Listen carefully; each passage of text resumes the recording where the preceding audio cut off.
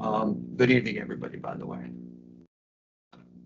This is a regular meeting of the Allendale Land Use Board at which formal action will be taken on the items listed on the agenda and upon any other matters which may properly come before the Land Use Board.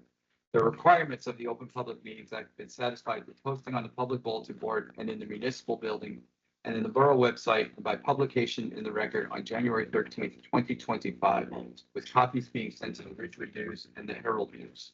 Certain agenda items will be open to the public for comment and or testimony. The board will advise the public when such matters are open for their comment and or testimony. Before we get started, if everybody would join me in salute to the flag, please. Right there. They're both there. Oh, behind us. Perfect. I pledge allegiance to the flag of the United States of America and to the republic for which it stands, one nation, under God, indivisible, with liberty and justice for all.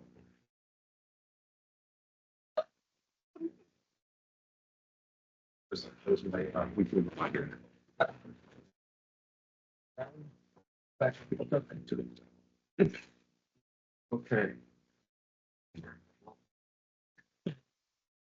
Great. Linda, please, may I have a roll call? Vice Chairwoman Bergen, Here. Board Member Rosala. Board Member Petrino, Okay, did he, because we didn't hear. I heard it. Okay. Board Member Guglielmo, Present. Councilman Yakarino is absent. Board Member Dallo, Yeah. Mayor Wazinski is absent. Board Member Butler, alternate Conti. Thank you. Next on our agenda before we get to the hearings is the approval of the minutes for the August 20th, 2025 regular meeting. I looked at them, provided they look okay. Anybody have any comments, questions on the meeting notes? Seeing none, could I have a motion for approve, please? Make a motion. Do I have a second? I'll second. Okay, Vice Chairwoman Bergen, Yes. Board Member Rosala. Board Member Petrino, Yes. Board Member Dallo. Yeah. Chairman Sirico. yes, Board Member Butler. Yes. Thank you. okay. We're gonna dive right into everything on the public hearings. The first one is a carry from our meeting of August 20th. It's applicant file number 2025-10. The applicant is Dan Responsi, 101 Alton Avenue, in Allendale, block 506, lot 1. The application is the construction of a one-story addition and an enlargement of an existing deck. Okay, please, if you care to come up. All right. Wait to swear in, we carried. No, we're all set. So, Mr. Responti, Yes. you, as well as Allison and Pat, were already previously sworn in. You remain sworn under oath. So at the chairman's pleasure, you can continue prosecuting your application that you started, last month. Well, again, we asked you for some additional information. Yes. You provided along with pictures. If you just want to briefly take us through the pictures and Sure. the information that you have, and then we can. All right. You don't mind, thank you. So, yeah, with the photos that I provided, the first one is just a picture of the neighborhood aerial view. Pardon me for one minute. Sure thing. They wanted to. These were part of a submission, right, Linda? These photos? Yeah. No, these were the ones you gave us afterwards, right? But they were filed more than 10 days out of this public hearing. They were submitted to you. Yes. Yeah, so we don't need to mark these. Yeah. Okay, thank you. Okay, I'm sorry. No problem. Just need to make sure. Okay, of course. Yeah, so the first one was just a aerial view of the neighborhood. Just to kind of show where we were looking. The second photo I provided is a measurement just showing from the distance from current structure to the shed that was in the yard behind us. Just something that had come up during the initial meeting. The third picture is showing the distance currently from where our garage stands to the curb. And then the distance is listed below. So 3645 is to the curb. Yes. Okay. So the curve. Moving to the fourth picture, it's showing the distance from the people that live on Alton across Harding and their distance from their structure to the curb. at 32.67. So their structure is roughly 4 feet closer. Right. Then we have the fourth picture, which is on Arlton Avenue, 111, which is the house on the other side of line, showing that they're 37.33 feet from the curb. Next is a picture from the deck currently out towards the back of the yard, which is where the, proposed addition will be. After that is a picture from that same area, but to Harding Avenue.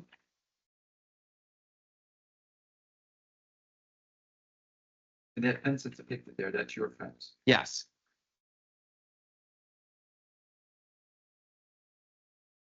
Yeah, and then so after that is just a picture from the front. Just showing, from Arlton, what you would see, which, the addition is going to be behind that part of the house right there, so you wouldn't really see anything from Alton. After that, I have a photo from the opposite corner of Harding.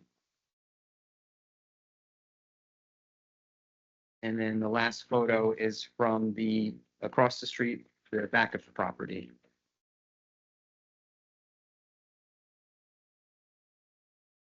And again, the fence is completely yours. Yes.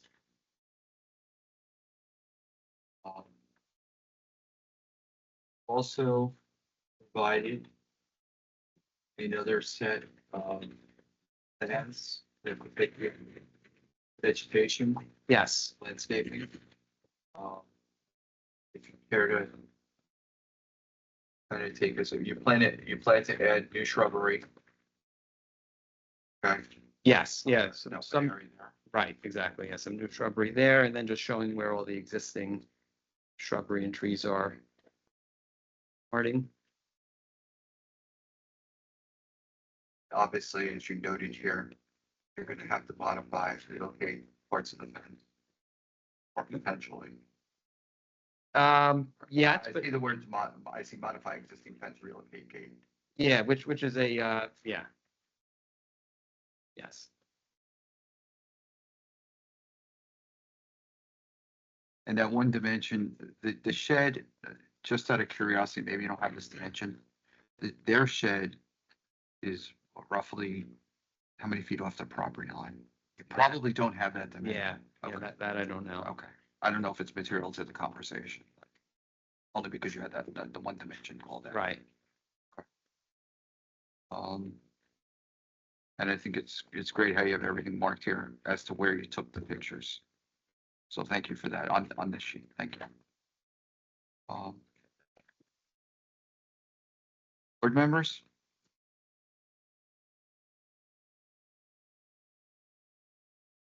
Questions, comments? Just that the additional information is very helpful. So thanks Yes. for Yes. Welcome. providing it.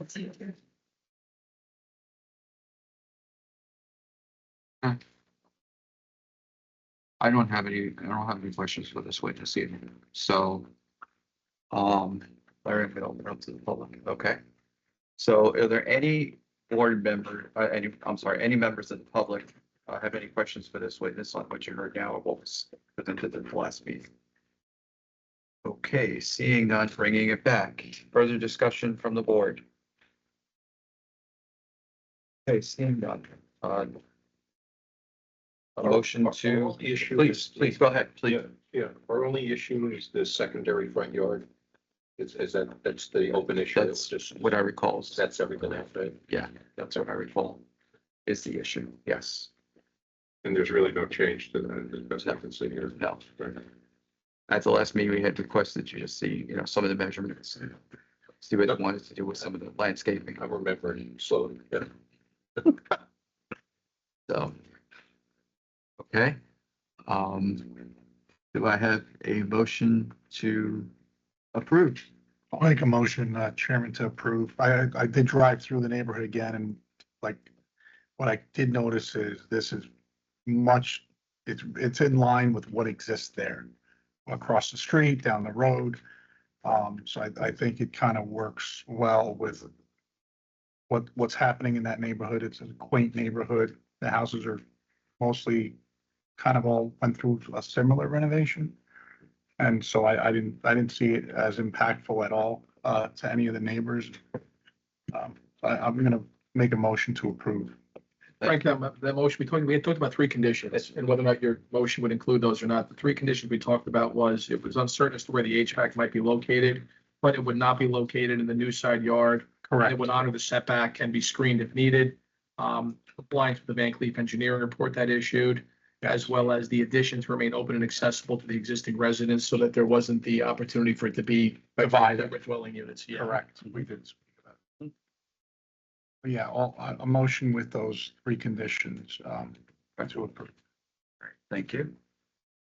Do I have a second? I'll second. Sir?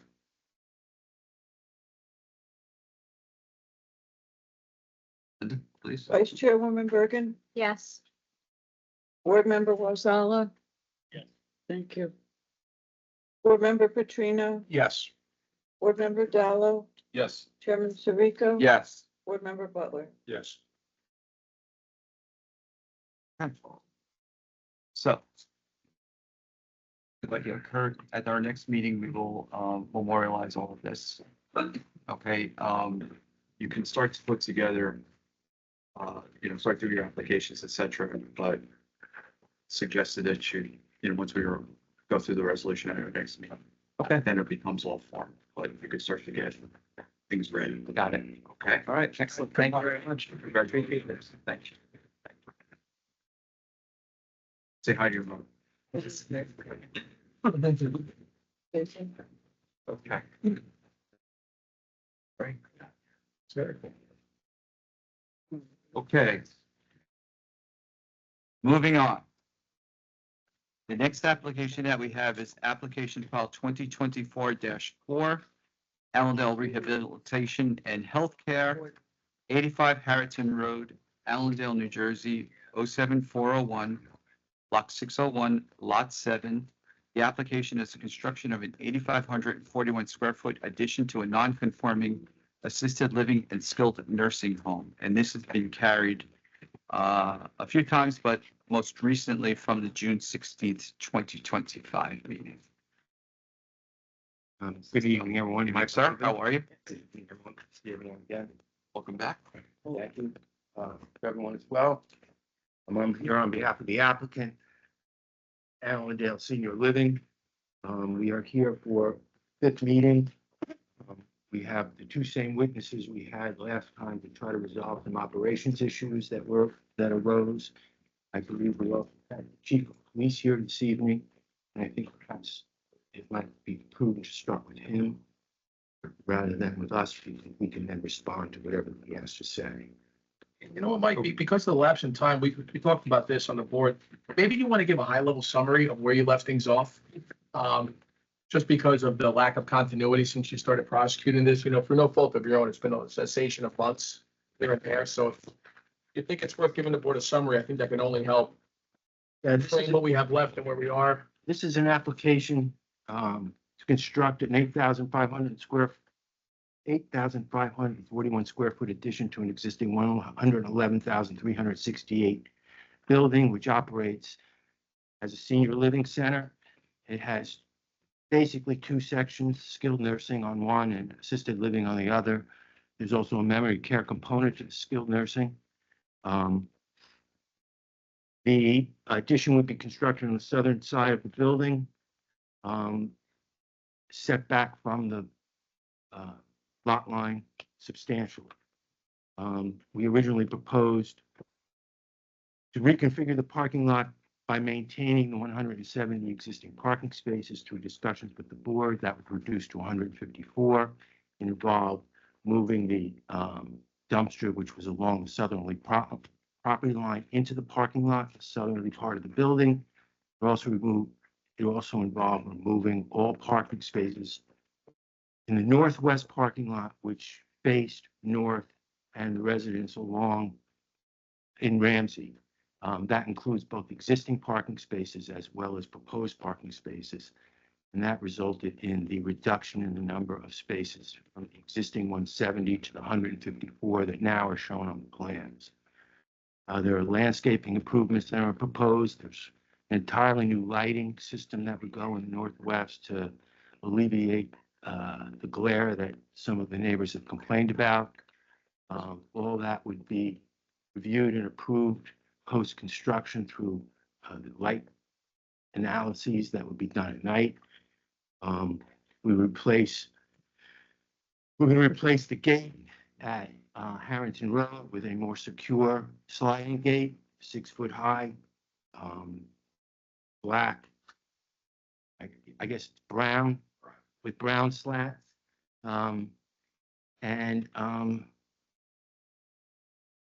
Again, we have been here and engaged in a lot of issues. The board, the people who are here will talk about the operations issues, the radio contact. We're going to defer to the chief at first, at least with respect to the service calls, the ambulance calls. I know that there have been discussions which I have not been privy to, so I won't even try to tell you what was said, but I believe that's why he's here. Chairman, if I might, there were a number of stipulations throughout the course of the prior hearings, and Mike, this is just, this may not be an exhaustive list, but it's probably pretty close to it. And some of it you touched on, just to go through it quickly on the programming modifications along the way and the stipulations that the applicant conceded to date. I'll run through them quickly. You let me know if I'm missing any, or if I have any wrong.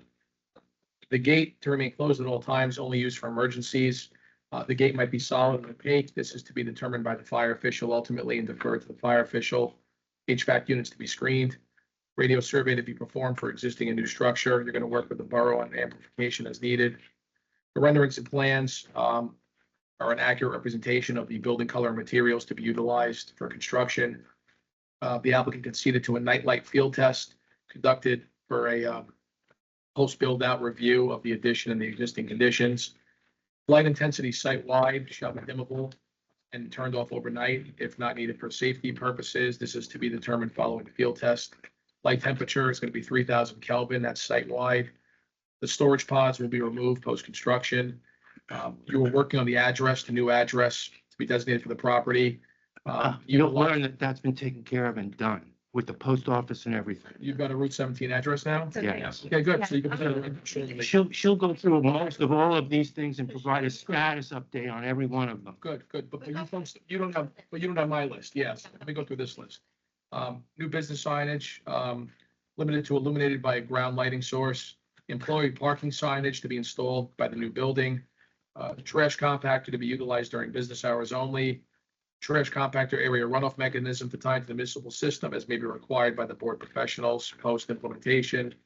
Refuse collection hours are going to be controlled 8 a.m. to 5 p.m. Updated plans for the board reports, including Mr. Breedland's engineering report. Requested that you adjust to proper FEMA elevations and confirmation of no activity within regulated areas. Your engineer will work on that with Mr. Breedland's office. Coordinate with the water utility regarding the easement updated amendments that you've got related to that utility easement. This is going to be reviewed by board staff post approval if the board votes in favor of the application. You're adding landscaping to screen the refuse area to the satisfaction of the board professionals. Stormwater management final design shall address the increased lot coverage subject to board engineering final review and approval. You were going to utilize a private service provider for medical transport and ambulance needs. The area near the emergency entrance must remain cleaned and maintained at all times. Knox box requirement on the emergency gate. You were going to implement internal guidelines or work on that rather, and a methodology to control and enforce against employee loitering. That was an issue with some of the public, and that was agreed to be submitted to the borough, whatever those written guidelines might be. SOS box added to the gate to be tied into the facility generator power. Fire official as well as other officials reserve the right to review all final plans and final plan details. That goes without saying. Construction vehicles access has to be along Route 17 only. You were eliminating those 12 spaces, as you said, in the northern end and 4 in the southern end, and you conceded to add plantings in that area. We talked about evergreens, 6 to 8 feet at planting to the satisfaction of the board professionals. You mentioned the fencing. The link is going to be brown clad, if possible. If not, then it was black. coordinate final fencing relocation with the board staff. We talked about that at the June public hearing, and the implementation plan regarding facilities efforts with memory care patients and their families to remove the phones where you could to avoid any undue calls to 911 when there truly was an emergency. There was an implementation plan we talked about you folks working on and submitting.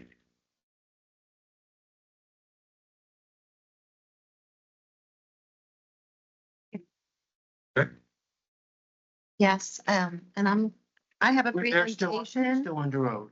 They were here last time and you're both still under oath. Right. Do you want to hear from the chief first? I think you should prosecute case however you'd like, but before either of your witnesses speak, let's just get their names on the record again. Yeah, we will do that, but my feeling here is that there's a lot of issues that have gone on with discussions between our people in the town. When we tried to explain those last time, there was a sense that we should have the police here to confirm what we were trying to say.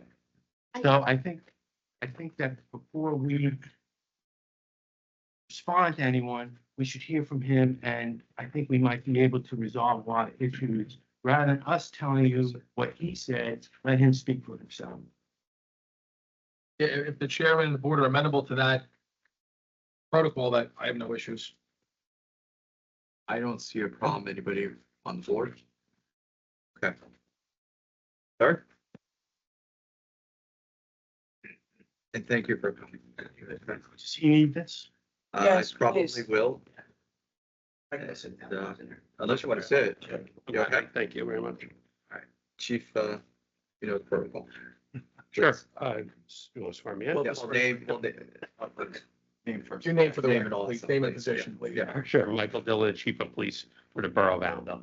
Okay, excuse me. Are you you're good? You're hearing that? Well, we're trying to get, Ask him if he- Jason, yeah, ask him if he can hear. He's on speaker. Hi, Unless Jay. you want to put, unless you want to put. Yeah, I can hear. You can hear? Okay, it's good. Okay, all right, thank you, sir. Chief, would you raise your right hand, please? Do you swear or affirm the testimony you're about to provide will be the truth, the whole truth, nothing but the truth? I do. Thank you.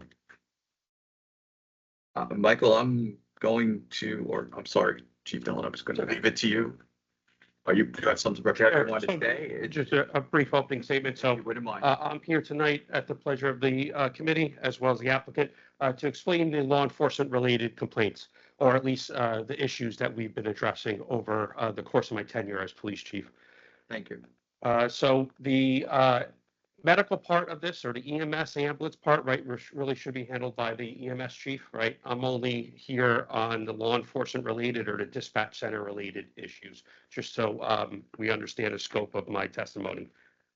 We have been working with the nursing facility for some time now, trying to address some of these ongoing issues that have been pervasive for a long time, far before this application was made to the board. Some of those issues were addressed in the report, that's the list that you read off before. And we are actively addressing these issues as of today.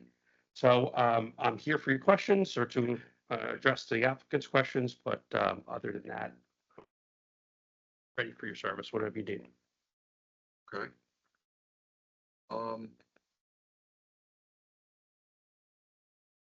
There were a couple of call outs that Mr. Kelly, I'd like to hear, your feelings on the fence. Sure, The aided in there coming with the Harrington. sure. Counselor, I'd like, Yeah, I'm going to ask that question too. okay, So they've asked for sirens and things like that on that fence. They also want it to be okay. And we just wanted to feedback with respect to that, whether that's appropriate. Sure. So, a little history, I've been a police officer for 20 years and that gate has been on and off malfunctioning for 20 years in its current state. So we tried a couple of different ways of activating that gate based on community complaints, whether it be swapping codes, changing addresses and such. And we really could never get full compliance with that emergency only designation for the gate. So I know that there was some discussion about a siren operated gate. I had concerns over that, specifically from the area residents. The nursing home is such a facility where many different ambulance providers are rendering aid to their residents. and we don't know who's coming. So it's very hard to have a set code or a key. So the siren in general thought would be functional, but with the proximity to the houses in the area, I had concerns about the noise levels and the sirens 24 hours a day. I know on your list here that you had provided or at least gone over before, we spoke about the gate being sliding with a Knox box. The Knox box functionality is limited to the fire department at this time. EMS providers and the police department do not have access to a Knox box. So we would basically have to use the highway entrance to the facility going through Ramsey. So that's down Route 17 from Lake Street or up East Allendale and U-turn, delaying our response. The fire department has a Knox box key and they can access through Harrington Road, but the police department will not be able to, nor the ambulance corps. And is it safe for me to hearing that's a concern that you would have? For the law enforcement aspect of it, yes. The gate itself, I know we spoke about key fobs also. That's a possibility for a local solution. Like I said, there's many ambulance providers that will be servicing the facility on a daily basis, and it's just physically impossible to provide them all with keys. So we would rely on access from the highway, which not necessarily a problem for units or resources coming from other jurisdictions, but from us, from Allendale, it would definitely mean a delay. Just to put context around that, you may not have this answer, but in your estimation, how long do you think it would take? How much time does that add? Again, I know traffic conditions, Route 17. Yeah. Another 5 minutes? Yeah, I mean, I would be guessing, to tell you the truth. I don't have exact time, but you're responding from Harrington Road through to Borough Ramsey down Lake Street to Route 17 South and back down.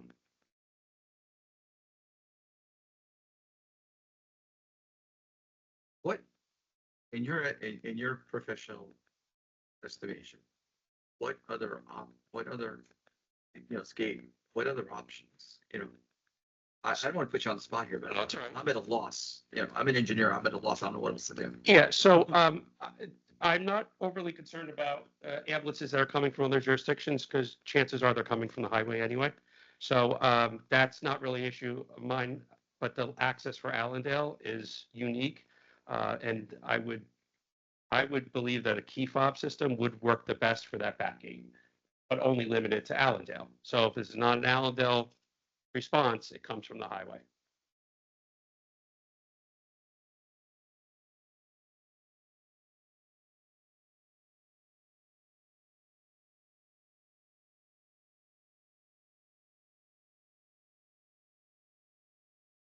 There was also, if I remember right, there was also some conversation about. Excuse me, Chairman, can you speak into the mic so that Jason can hear you? Sorry, Jason. There was also some conversation about, if I remember right, the gate being, the slats were in the sliding part of that gate. Was the gate to have a solid fencing? There were some notes here about that. I can leave it on. Yes, but it's something that, Fence, and they talked about having it opaque by using slats rather than leaving it open. Now, the rest of the fence, it's slatted. The question was, should the gate should be that open gate, and visible through so that emergency providers can see what's going on behind it if necessary? Not necessarily, Okay. as long as the areas around it are opaque, we can see through it. What's that? Like, so it's transparent. Sorry, thank you. I misspoke. That was my fault. Thank you. Okay. What do you mean by that, along the areas around? So, from what I understand, the way you're describing it, the gate itself, you would not be able to see through, but the fencing that's attached to the gate, you would. Vice versa. Fence is gonna be not transparent. Okay, Fence will have slats through. okay. Question is that okay with gate as well? What are the specifications on that gate again? How high? 6 foot? 6 foot. So, Sliding. I would prefer if the gate itself you could see through, at least we have some sort of visual unobstructed view of the facility. But the remaining gate, being, that you can't see, it's fine. Sorry, fence. That's, okay. And then the SOS box. Yeah. Where's that going? Where does that get transmitted if somebody uses that? Michael, I think this question's for you. I'm sorry. That's okay. The SOS box that's to be added to the gate or proposed, where would that call? How would that function? I think it's going to be right next to, look, I'm not an engineer. No, it's not kind of engineering, but go ahead. Siren, maybe the box for the gate. Oh, that's what the SOX box is? Okay. I'm sorry, where was that? I'm sorry. That's a siren activated box. Oh, Okay. that's what That's- we're eliminating that, correct? In my opinion. Yeah, okay.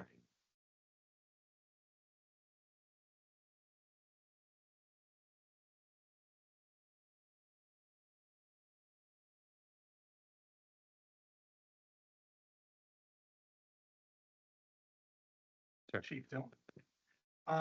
Just to help me understand, I guess one of my concerns that I've been echoing is, I broke it down to 3 questions. I guess the first one would be, and with your experience with the facility over the last 20+ years,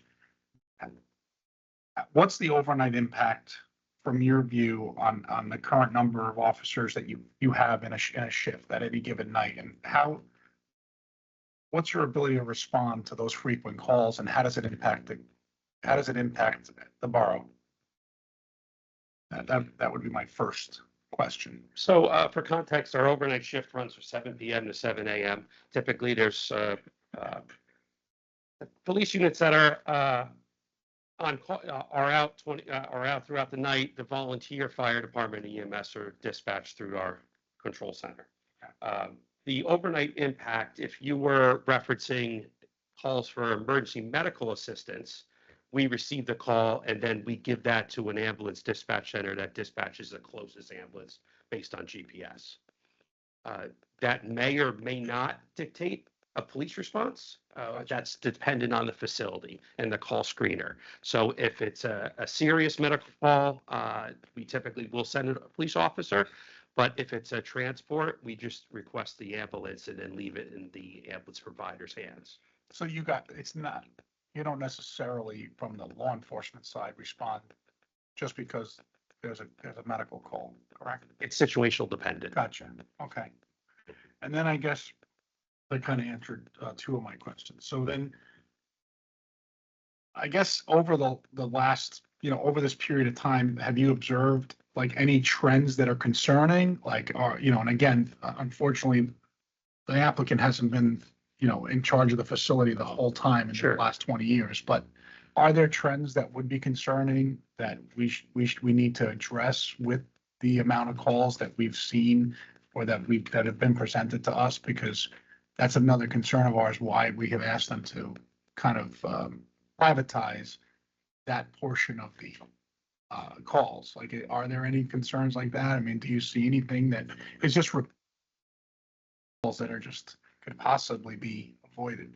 Sure. So the item on your list of the proposed prospective conditions, one of which was the phones in the memory care section. Okay. So I think that's the most impact we have to our dispatch center is calls to 911 that are from the memory care section. We do talk about that on a frequent basis. I provide them call examples and frequent callers so they can address those issues with the family of those callers. It's very hard to not have that going on a rolling basis because usually we'll have somebody new in the facility or somebody new in memory care where we need to then educate them or their families. From what I understand, legally they're required, the facility is required to put a phone in these rooms. So it's hard to overcome that legal requirement, but that's the most impact that we have. Not only receiving a phone call, but screening it if it is a false report, though not malicious. It's just a false report from the memory care. We've had all sorts of things reported from that memory care. If you have a skilled operator on the phone. We understand that that is in fact a dementia facility or people with dementia reside there. So we sort of take it as it comes. But there is the frequency of that concerns us the most. Thank you. So have you ever looked, Mr. Patino, about labor that's involved out of cover facility? Is it unusually high? Does it take up 10% of your manpower? So- I mean, have you ever tried to figure that out? Or? No, I have no calculations other than aggregate number of calls to our police station requesting aid from the facility. And that's medical aid or just assist the public or abandoned 911, right? Aggregate numbers, because that's really where the workflow comes from, is that phone ringing at our dispatch center. Because we're screening the calls, then deciding if we're sending various resources, situational dependent. So the trend this year between 24 and 25, they are coming down. I think it's due to our communication with the facility. We've been in bi-monthly meetings, once every 2 months or so, and then addressing issues as they come along. We've also put in some communication layers, whether that be through Wi-Fi, because there was issues in the facility with cellular coverage and radio coverage, which I'm sure we'll address shortly. So we are addressing those issues. We are also now, like I said before, giving the ambulance responses to a non-volunteer organization. So the ambulance responses are coming from the hospital. It's a hospital-based EMS system that's been since March of this year. So the Allendale Volunteer Ambulance Corps does not respond to the facility as of March. So we became very February. concerned, I guess. And I know you don't represent the ambulance corps, but the number. Excuse me, Greg, can you please speak into the speaker? Thank you. Yeah, so just to repeat, we as a group, I think, are very concerned about the number of ambulance corps calls that were happening from the home. And I think I guess from my perspective, the issue was it impacting their readiness to serve the town of Allendale for other things? And I guess I'm asking the same question of you. It's kind of a labor thing. How many people are out? If 2 people show up at the home, does that mean there's too few people walking the streets in Allendale, so to speak? Is it a problem, or is it cost us money, or any of those things? Sure. So just for clarification of the record, the Allendale Nursing Home has not been serviced by the Allendale Volunteer Ambulance Corps since February 4th, 2025. Just a point of correction there. Got it. So typically our staffing levels fluctuate. In the daytime, we may have more officers available to respond for calls for a wide. Nighttime's typically less. Yep. So the type of incident or type of response will dictate how many officers we send. So is it possible that we would send our entire department that's working that particular shift to any one location in town? Yes, it happens quite frequently. Yeah. It happens even outside the facility. So it's a hard question to answer, especially if you're asking for some sort of a percentage of our workload or our impact on the rest of the borough. I would say this about any facility. If I have my entire staff there, the other rest of Allendale is unprotected, right? So it's not unique to nursing home, but it's just the nature of the beast, so to speak. Yeah, and I think the concern is just the readiness to serve the rest of the community. It's really same discussion. Right? Yeah, and I think also the fact that we're looking to increase the type of patients there. Exactly. Yeah. So if we're happy the numbers are going down, but what do those numbers look like once we increase certain areas of the facility? So that's just, we're trying to just understand, that. I understand. Yeah. That's where these questions are. Yeah. Okay.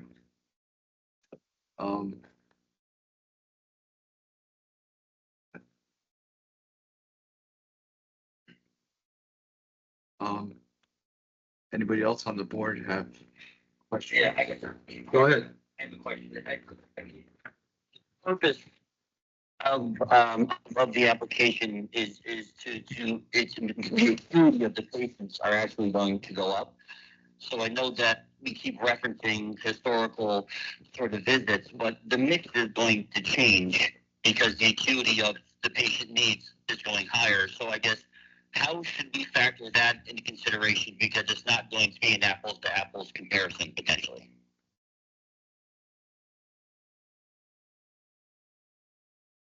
So, you know, again, it's difficult for me to answer that because dependent on what the initial report is how many resources we send there, right? So the acuity of patients will increase. Realistically, the medical incidences have the potential to increase, right? But the law enforcement aspect of it, I'm not entirely I don't really have a opinion on that at this point because it's very difficult. That's what I'm saying. What I'm hearing, you've said it a couple of times, is that situations, Yeah. is a situation. Right, because if you receive a 911 call that just asks, hey, I can't get a hold of a staff member, then we'll forward that accordingly, and it takes no law enforcement response, right? But if you have something that is a cardiac arrest, we will send 2 police officers along with the ambulance. So it's very hard to foretell how that workflow will increase or workload will increase as the application stands now. It's difficult for me to say, and it's also our only skilled nursing facility in the borough, so I really have no comparison. So. I believe you said earlier, all of those calls come in. Sure. So if 911 is called from the facility, it will go to a 911 answering point. Ours is Bergen County, and then it's fielded to our own police station where our dispatchers will then handle it.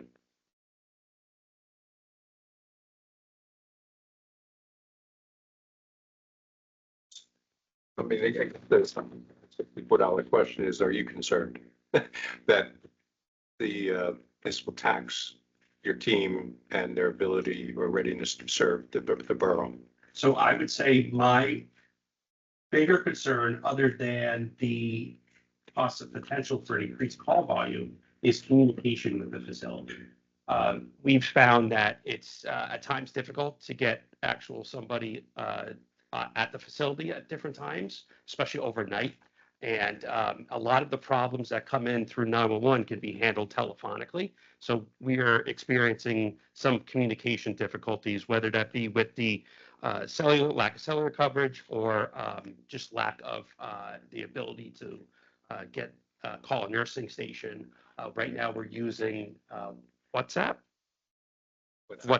to communicate, which is a app on the cell phone. We have a cell phone at the police desk, and we communicate through WhatsApp. That WhatsApp group has probably about 10 or 12 recipients on it, so it's a checks and balances, including myself. So at all hours of the day or night, whenever there's a message through, I'll be able to see it. The ambulance corps chief sees it, and many people from the facility. We're kind of. Initiates the WhatsApp message. What's that? Who initiates that message? So typically it's a police desk. So you're getting a call in from the 911 and then you hit WhatsApp, basically the facility to see what's going on. Correct. Okay. Yeah. Okay. Situational dependent. If it's something we could just dispatch and send a resource, that's fine. If we have a difficulty locating somebody on facility, we would use a WhatsApp to try to contact a nurse or someone, an employee that works overnight hours. So we have a communications issue, and the solve is going through Wi-Fi versus landline. Well, I use right, WhatsApp it's- to talk to the world. Correct. It's one of the resources we have. We have the nursing station phone numbers posted predominantly in the desk.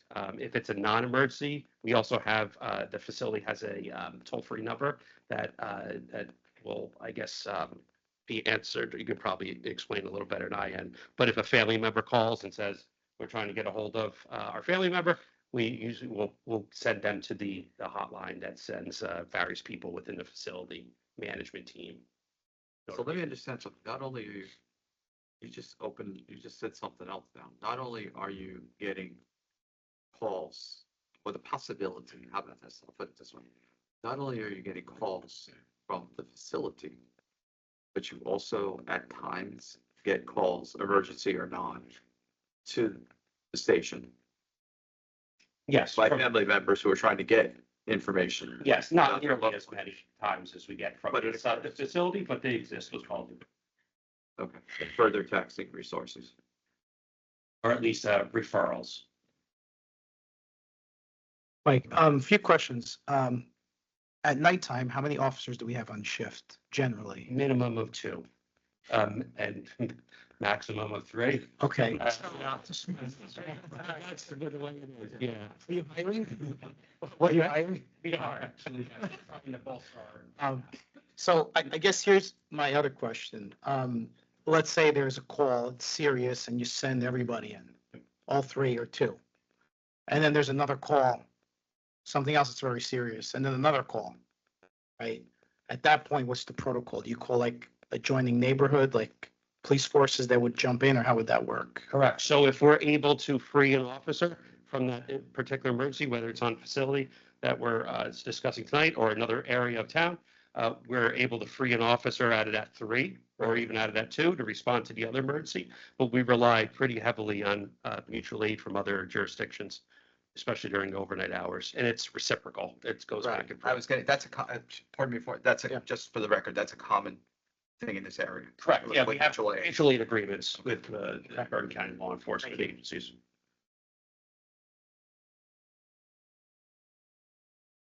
Anybody else?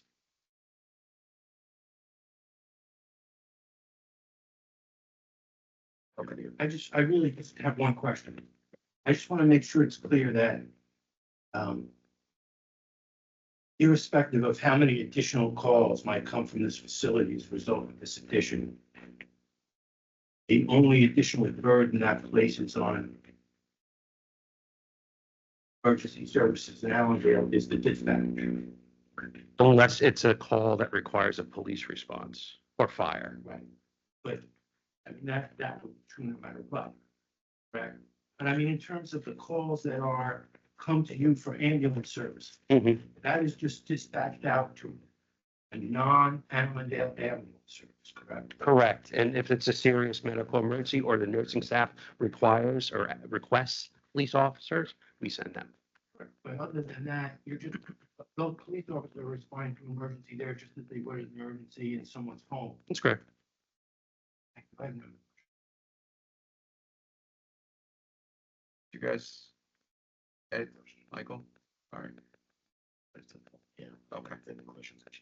All right, so, members of the public, you've just heard some testimony from Chief Dillon. Do you have any questions relative to the testimony that you just had of this witness? If you do, please come up, state your name, ask the question. Okay, seeing none, I bring it back to the board. Thank you. Okay, thank you. Okay. Thank you, Chief. Thank you. All right, appreciate it. Thank you. We're gonna start with Dean Napolitano as a presentation. And the matter. Okay, so just for the We're record gonna here, mark this. thank you. Yeah, you know, like the- Hopefully you know the number. I've been looking through all my notes over the past year and change on this. I think you're somehow only up to A4. Linda, do you happen to know what they're up to? I don't have the minutes, but I can look it up. Okay, And that would mean you submitted everything ahead of time, like, which I'm sure you did, and you didn't have to mark too many things, but I think for, we can tentatively mark it as A4 this evening if you want to identify it, and then we can always adjust it for purposes of resolution as needed. Yeah, I mean, my notes confirm yours. Okay, I think that's where you are. There was one objector, A4. this is A4, there was one objector exhibit to date, and there was one board exhibit to date, and 3 of yours, so. Okay, so this is A4. Council, if we have to modify it, you said that you agree to any kind, yeah, thank you, that's it. Any kind of modification, really, you're good with that. Yeah. Okay, the police chief. No, if we have to modify, if our numbers are wrong. Oh, yeah. Okay, just want to make sure. All right. Thank you.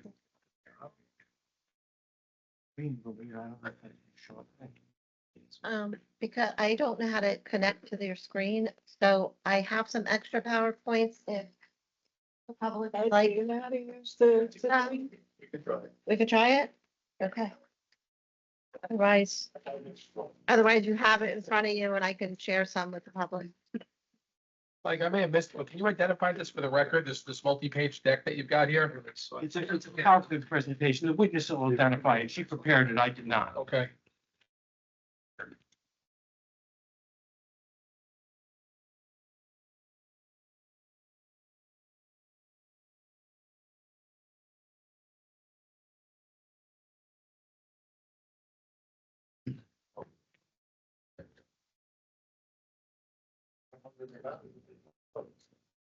Who has the remote? Do you have a remote? Is it you?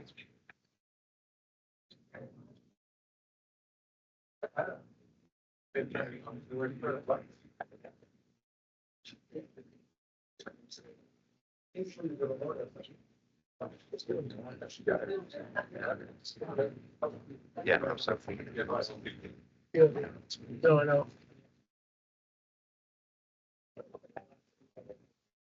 Thank you. You're going, man. Close the windows.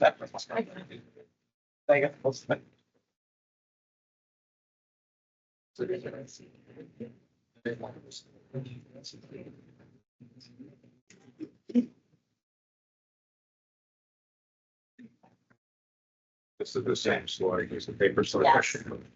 It's cool outside.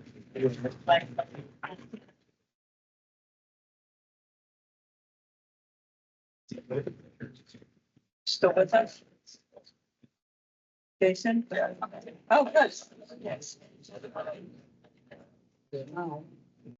Oh, you know what? Take pictures. You want me to FaceTime you?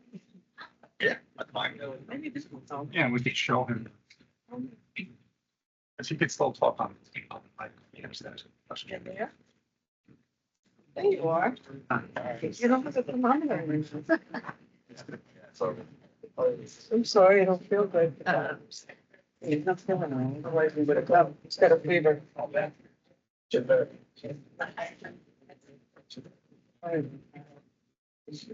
Sorry about you.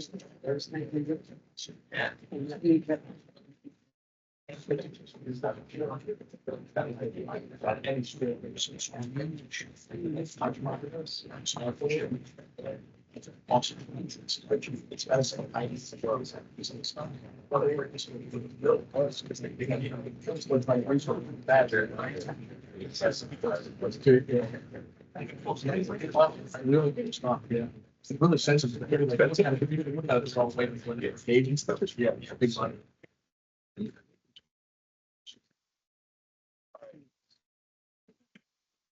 Are we good?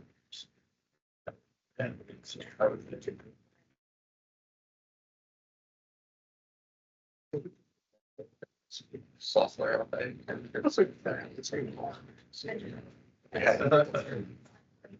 Yeah. She's gonna need a microphone. She could take the one with you. Yeah, you know, maybe. Why don't you just take right? Yeah. Yeah. This way you can speak into the microphone. Okay, and then I can go sit there and. Yeah, we could do it that way. Okay. Council, you good with that? All right. Got it. I just want to make sure. We were Okay. pausing for station identification, so So, I guess bringing it I'm back. probably, Uh, yes. Let's get your name on the record. I know you already sworn in, you're sworn to Mr. Napolitano, but just for the record, if you could state your name for the record again, and then identify the exhibit A4 that you're about to present. Okay. I'm Dina Napolitano. I'm the owner's representative for Marquee Health Services and the Allendale Community Rehabilitation Center. And we are looking at A4, which I have brought today. It's a PowerPoint presentation, and I've made some copies for the board. Which slides? 6.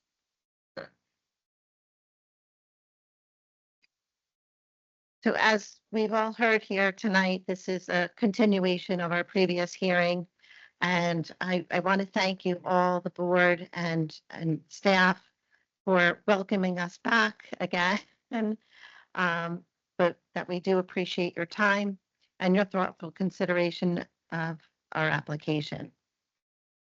Our interest this evening is to respectfully seek the approval of, as you stated before, the 8,541 square foot addition to our existing building. And also, as we've heard tonight at the last meeting, you asked us to come back with more detailed information regarding the ambulatory services and their operational impact. We do have that information here for you tonight so that you can see where that lies. We also asked of the community and the board that you give us and our new leadership team the opportunity to demonstrate our intentions, our professionalism, and our commitment to operating this facility responsibly and in alignment with the town of Allendale and its residents and your expectations. So what does that all look like, what I just said? And slide, advance the slide, please. Okay. It looks like this. It's a coordinated, respectful response to your concerns, and from addressing zoning criteria to providing operational detail and engaging with staff and the community in good faith. We're a team together, all of us here, that is fully invested in becoming a good neighbor and a long-term contributor to the community. We have coordinated with the board and created an ongoing action plan, which we've mentioned here a few times tonight. And through that action plan, you can see some of the things that we've talked about and the 911 call trackings that we are doing now are happy to say that, you know, when Chief gives us some numbers and we look at our numbers, they're in alignment. We know where they're coming from and they're accurate. So we're all on the same page. The EMS, the building access that they've requested, and this is all going on behind our action plan meetings that we have been conducting and will continue to conduct. As you know, Chief mentioned before, we're doing them. At first, we were doing them weekly, then bi-weekly. And I think now we're at every other month or quarterly. We discussed the Wi-Fi passwords, radio communication, which is in progress and estimated to be completed at the end of the end of next week. We have a mass notification, which also Chief mentioned. We have an alternate ambulance sources, which is MyCom. Group help phone numbers, door labeling, keypads, codes, DNR binders, and staff education. Staff education is not only a clinical education, it's also they have policies and procedures and talk about the things that we need to talk about for being neighborly. Next slide, please.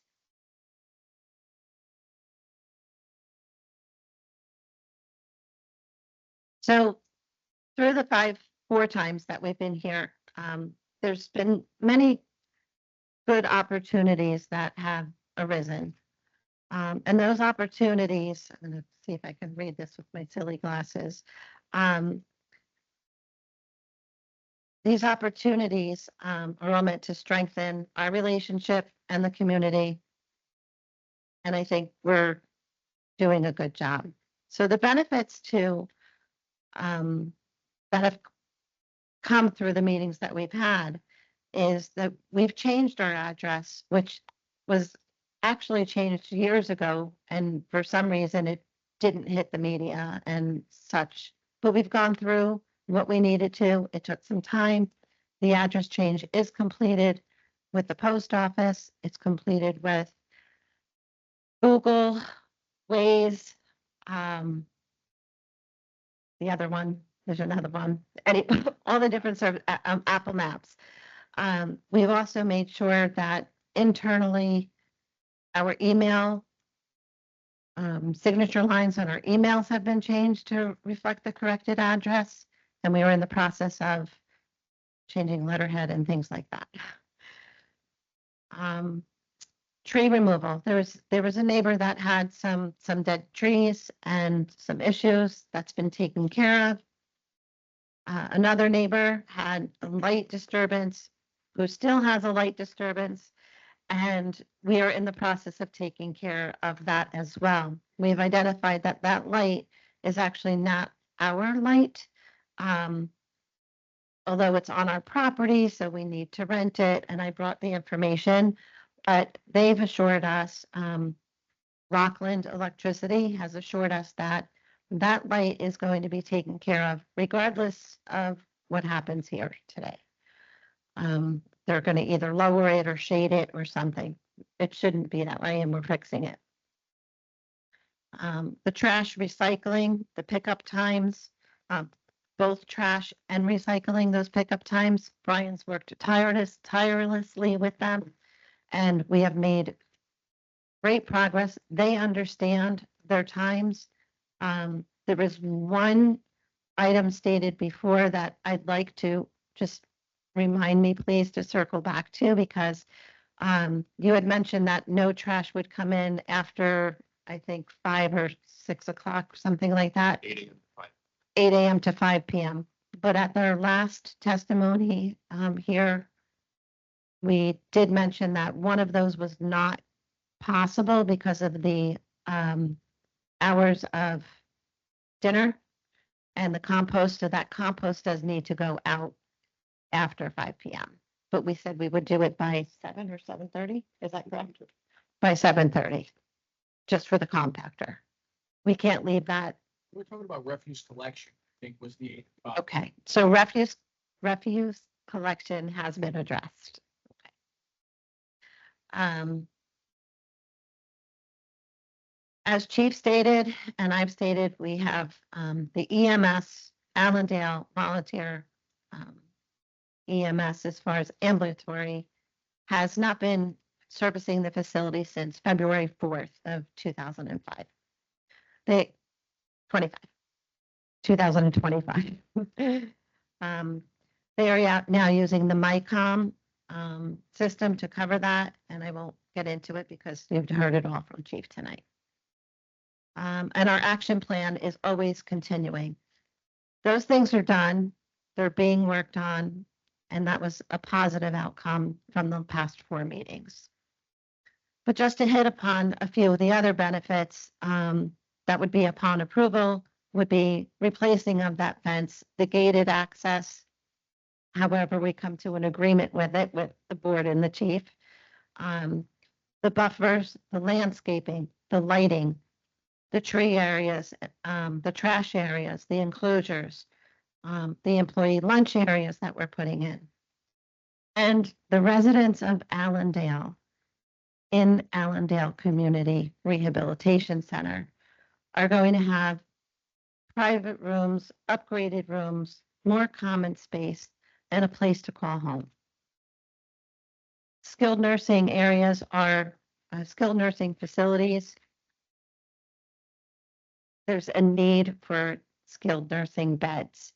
And it's going to grow. I mean, we're getting into the baby boomers. We're getting into, it's the trend. We're going to be there.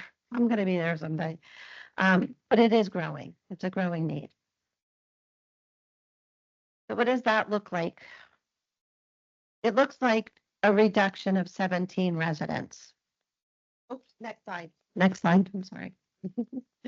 Okay. As you can see here, there will be a reduction of 17 residents.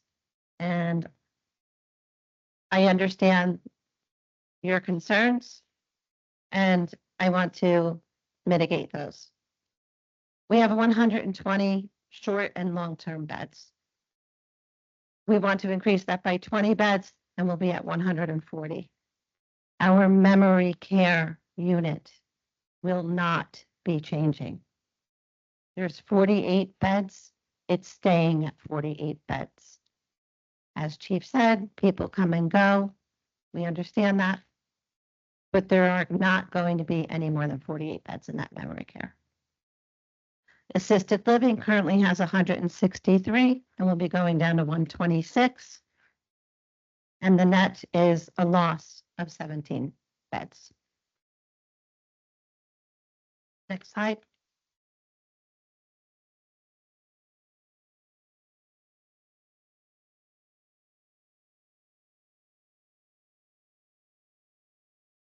Okay, this one. All right. Okay, just to go over those 911 emergency management calls. Yes, absolutely. Time-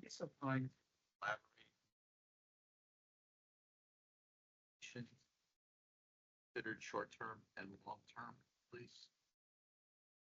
And where you say it's going, short-term or long-term, I'm familiar with nursing homes, unfortunately, from a family standpoint. So, just elaborate, yeah, I'm sorry. Can you just elaborate on the definitions, for the board and for the public? Okay, I'm going to defer to Brian. Yeah, yes.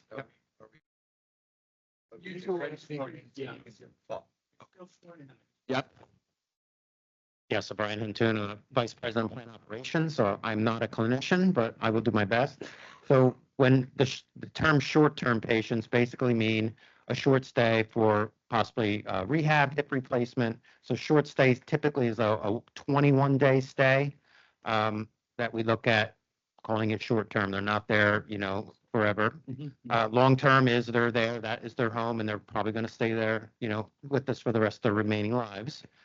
So that's really the dumb it down version of short-term versus long-term. Okay, so.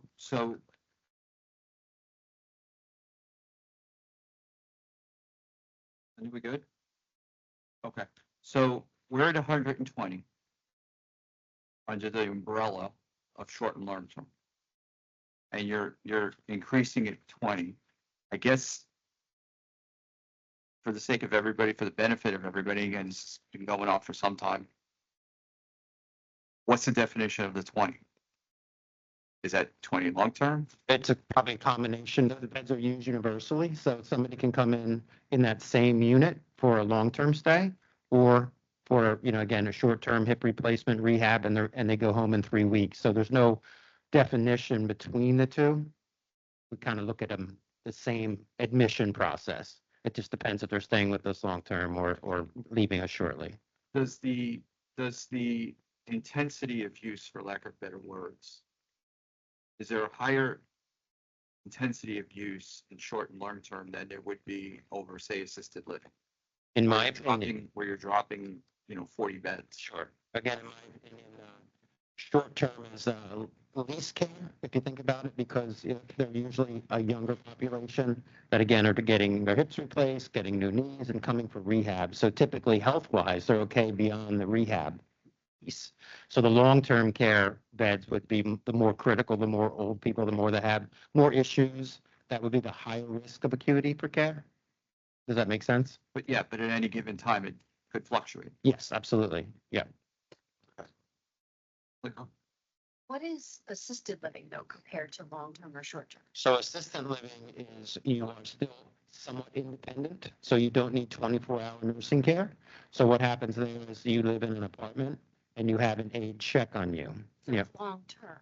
Yeah, it's long-term. They'll live But there. it's not capped. Correct. They're typically people that can still mobile, go to the dining room, can, live a productive life. They just need a little bit of assistance being it, giving them proper meds, a little bit, maybe incontinent care that they need help with. So the long-term that's listed there, that live there, do they not need as much help? They need more help. The long-term care is the highest, because they are either wheelchair bound typically or bed bound and need more direct nursing care daily. Meds 100%, given, where assistant living sometimes they can take some of their own medications, but the long-term beds is the highest care level. Again, my opinion, plant operations, but I've been in the business for 35 years, but that would be the layman's definition of those care levels, yes. And again, under that umbrella, at any given time, it's a fair assessment to say that there's a possibility that 140 of those beds could be long-term intensive care. I can't The answer that likelihood question. of it is, I will condition it, say the likelihood of that is not, but it could be a higher number. Could be, but I will say this, in the financial world, the short-term rehab is much more profitable than the long-term care. So I don't think they're going to be, if they have the choice between long-term, and I don't run the company, but long-term and short-term, it's more lucrative to have the short-term residents in beds than the long-term residents. If that makes sense. It does. It does. All right, thank you. Unless the board wants to spend on any of that, I'm gonna let Mr. Napolitano continue. Okay, please do. Okay. So on the slide that's before you is the actual 911 calls that have come in over the last 4 months, May, June, July, and August. And on the first line, it tells you whether it's a SNF or AL, skilled nursing, sorry, SNF is skilled nursing facility. AL is assisted living. Which are, by the way, are different licenses. Mrs. Bergen, because you were asking about that. The AL is a different license. An AL bed, assisted living bed, cannot go into a skilled nursing facility. Those beds are not transferable. Can I add just also for the board, in the skilled nursing facility, the SNF, that includes the memory care that the chief was talking about, getting the 911 calls, they are considered part of the SNF. So as you can see in May, the SNF had 14 calls go out to EMS and 0 from the AL side. 7 were repeat calls. There were 7 repeated calls, which the 14 plus the 7 made 21 actual calls coming into the 911 center.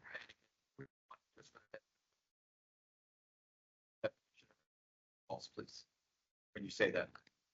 Repeated calls are calls that came from the same room, same incident, most of the time within minutes of each other. Sometimes 5 minutes, but most of the time within minutes. You're welcome. So out of the 21 calls that came in, 14 were real calls. And out of the 14, 8 times the dispatch came out. 6 calls were actually canceled. And that's how the whole slideshow goes through. And the bar chart, I'm sorry that came out so late, but it's the exact same information that's in the chart below so that it was more legible for everyone. To further explain that, as we said, as of February, Allendale's not responding to those calls. They're using the MICOM, which is the licensed medical transport coordinator. I feel this gives you a good understanding, but what I'd really like to point out is that if you kind of do the math, if you look at our worst case scenario of 20 calls in 1 month with 120 individuals, if we go up to 140, we're looking at a possibility of an extra 4 calls a month. So if Allendale had to respond to something again, we're looking at about 4 calls a month, how this would directly impact. And just the next slide, slide 6.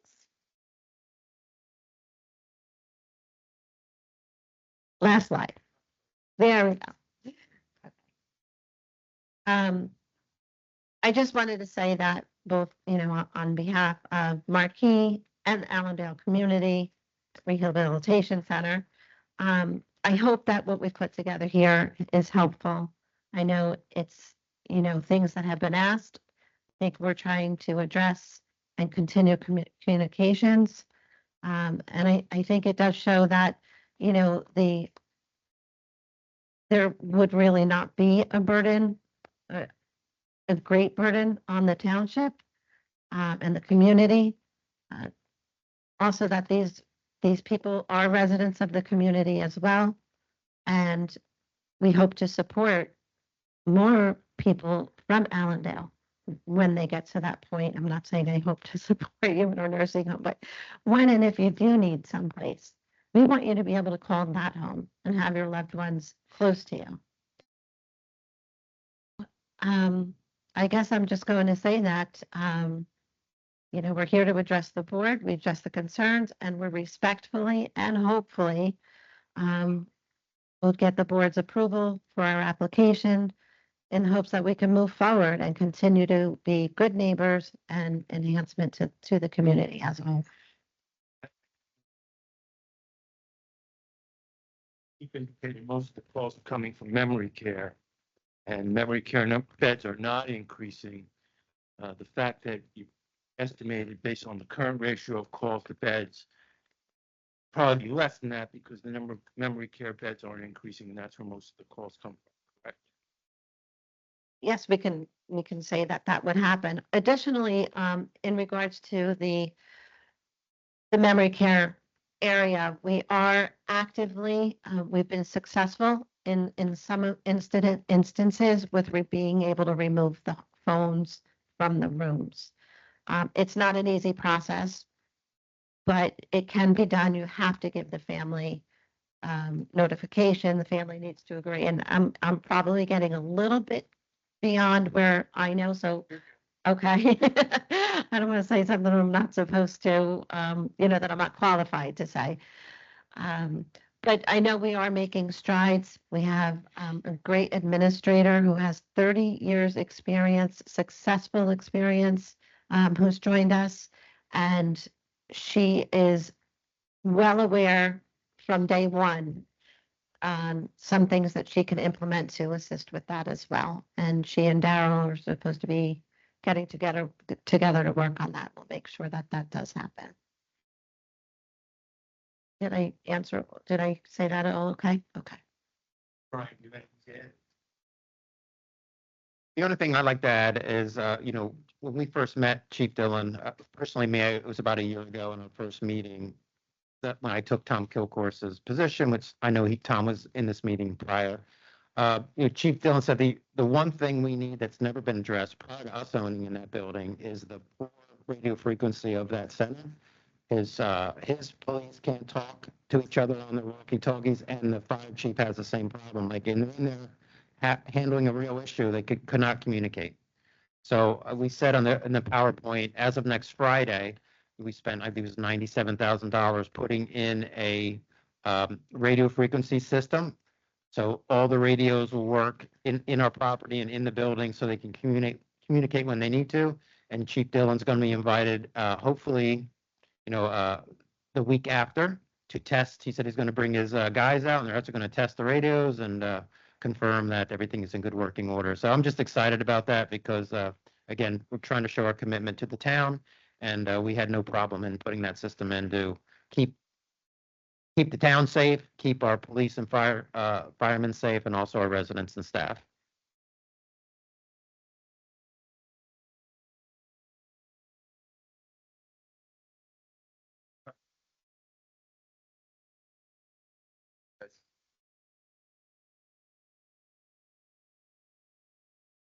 I'm letting you guys go before the board, so. The numbers that were presented tonight are they're consistent. You've heard about early on doing these applications. I'm curious. I was there. Can I just respond to that if I may? The chart that was shown showed 169 calls as a maximum over the course of a year.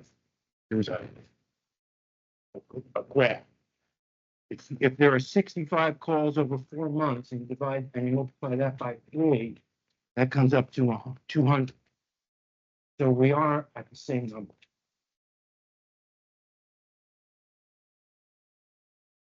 I guess 195. I guess I've done 195. Those graphs showed 168, 169 over the course of those years. And the chief testified that based upon the work that they're actually coming down now, so I guess the big difference is the fire response. Yeah. But I think that Trump was called, not responsive. Both. No, the chart that was showing. Mr. McNair was called. Yes, that was qual line. So, and what I'm saying is the numbers really are, well, in fact, the numbers we're showing are actually a little more than what you had. The chief said they're coming down, the chief said, we won't send our ambulance out anyway. So what we have set up now, and Chief talked about a little bit, is we're reviewing every call. So he's sending us each call, we're reviewing it with them, confirming it. So we're actually on the same page now. So I think some of the information maybe on both sides was a little askew for whatever reason. But now we're definitely, those numbers are definitely accurate right now.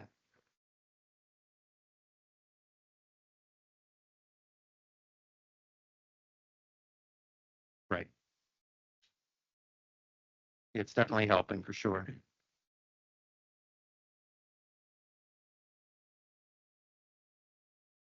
Board members?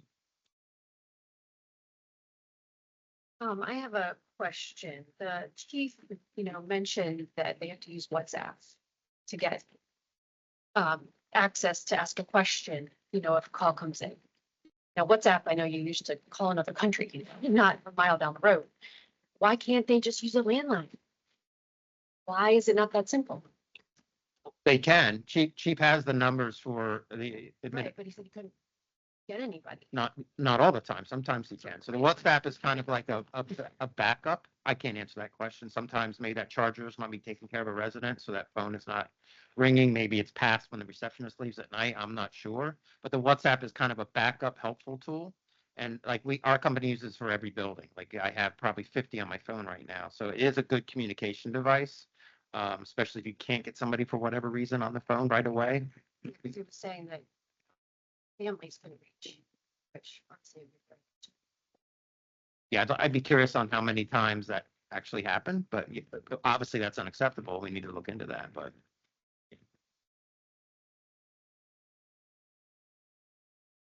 I mean, I can't say that I'm surprised that the numbers organically got reduced because now there's a focus on these calls, right? So they're virtually going to decrease. My concern is what happens when the concentration effort slowly wears off, because when you have a brand new broom, it sweeps great. Once the bristles wear out, the broom doesn't sweep as good.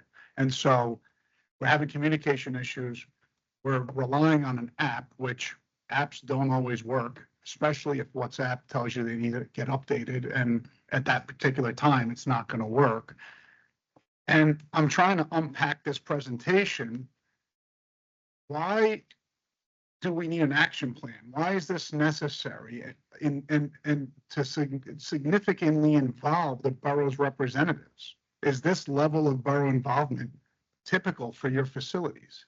Like it's all hands on deck here. We're partners, but the borough didn't choose to be your partner. They had to become a partner because there's a communication breakdown.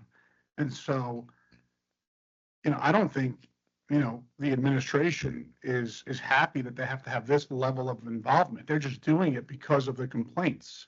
And so it's hard for me to look at this and say, well, why are we so involved?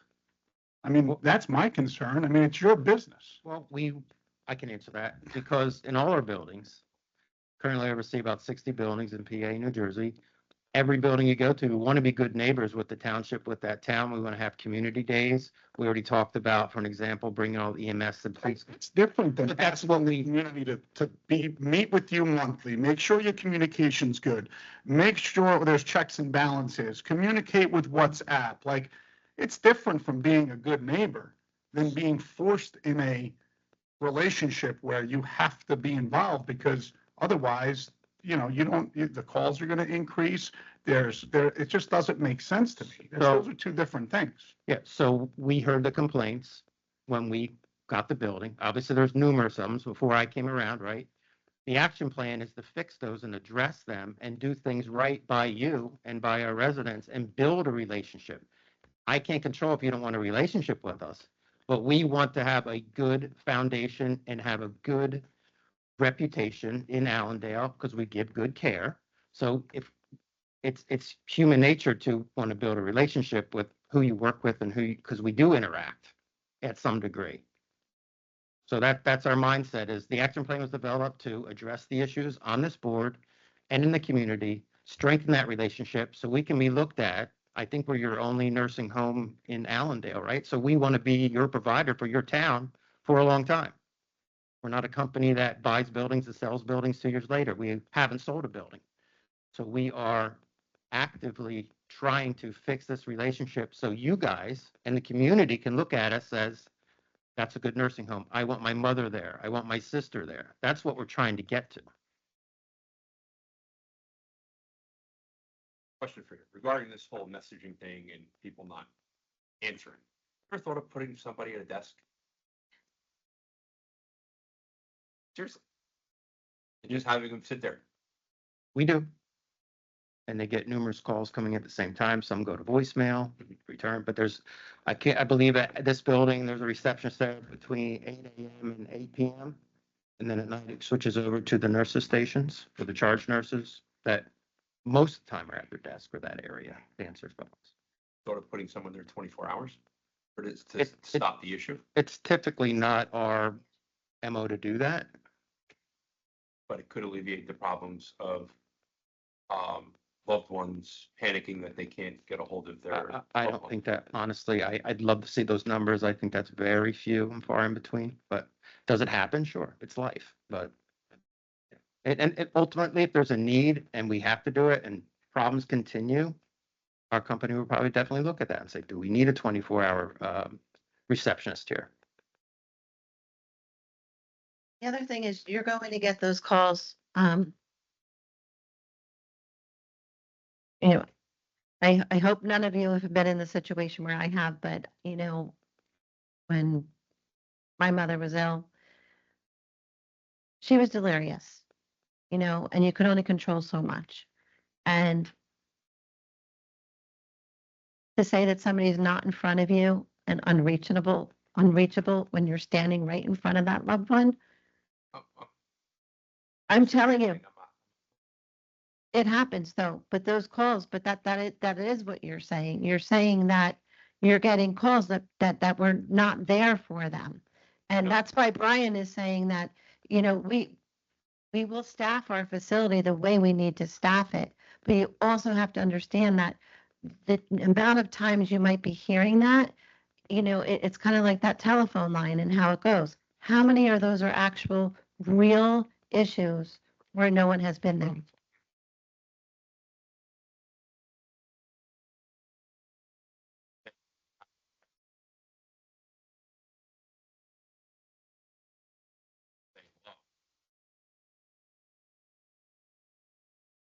I can say is those phones are transferred over in the evening for the night supervisor to handle.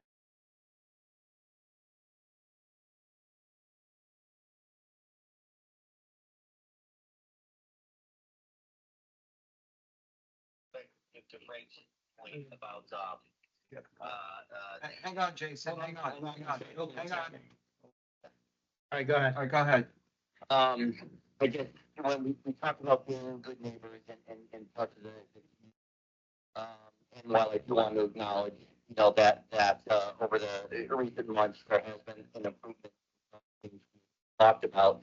But if history does repeat itself, and if things do start to go back to the pattern that we noticed, could you just help tell the board, or could you suggest to the residents sort of in the audience, sort of what the tolerance policy is going to be on that, or what the enforcement mechanism from your standpoint is going to be on that, just to give us some comfort? So one of the things that we did at the centers, we brought in experienced administrator, 30 years experience, to much more better communicator. We also have a hotline 24/7 that you can call with problems that we have to respond to. Again, will issues happen? Absolutely. But I think the direction we're heading, we can continue not to let it slide. And if something does slide, we will address it, take care of it. I get, in my position, when somebody makes a complaint on the hotline, I get every one as the VP of Plan Ops. Yeah, it could do with nursing, it could be with dietary. We get every one so we can respond and assist each other. So we have a very good leadership team. I think we're getting where we need to be, hopefully, with everyone in this community, and we'll continue to do what we need to do to be successful with you guys and with the town. So I don't think I could say anything more, but we will not let it slip. Can I say things will happen from time to time? Absolutely, it does. But we will address them quickly and make sure everybody's on the same page and good with it.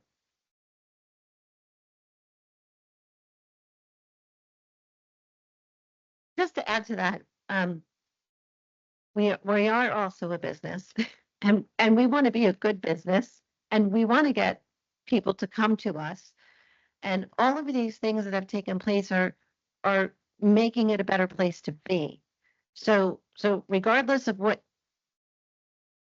municipality it's in, these are things that we do meet with boards and with town leaders and it's part of what we do. So we want this place to be successful. So do we want it to slip and go back? Absolutely not.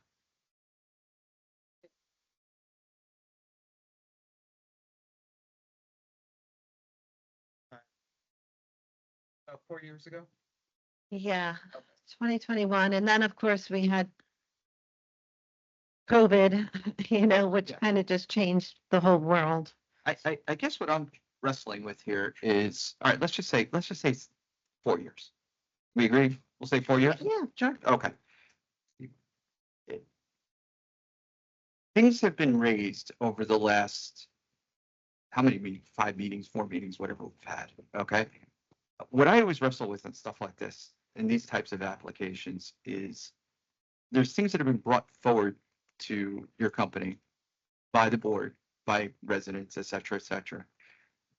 If you weren't before us asking us to build this new building and increase the use, et cetera, how much of this would have been addressed? How much of this would have been brought to your attention? I mean, I'm sitting here and maybe I'm at a line, Council, so I'll start, I'm sitting here and listening to, to 8, 9 people raising stuff over the time. And it's like, I'm getting the feeling that you wouldn't know, or you might have addressed a couple things, and that's fine. But you might not have addressed all of this and the residents' concerns if you weren't before us asking us for this variance. A comment question, it's a comment. Correct. It is a comment. And, just as personal dialogue, I can say that, of course, a venue like this does always brings out, whether good, bad, or indifferent, it's going to bring people out. And we were just lucky that, one, we heard it and the people came and told us, but also our company being in this whole purchasing, it doesn't happen in a year or 2 years, changing a facility. Obviously, that. I mean, we're doing the assisted, the AL side. It takes time.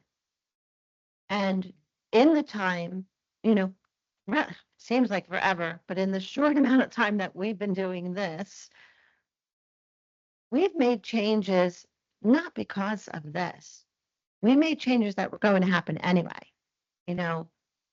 Ryan's predecessor is no longer with the company. That has nothing to do with, he was responsible for a lot of companies.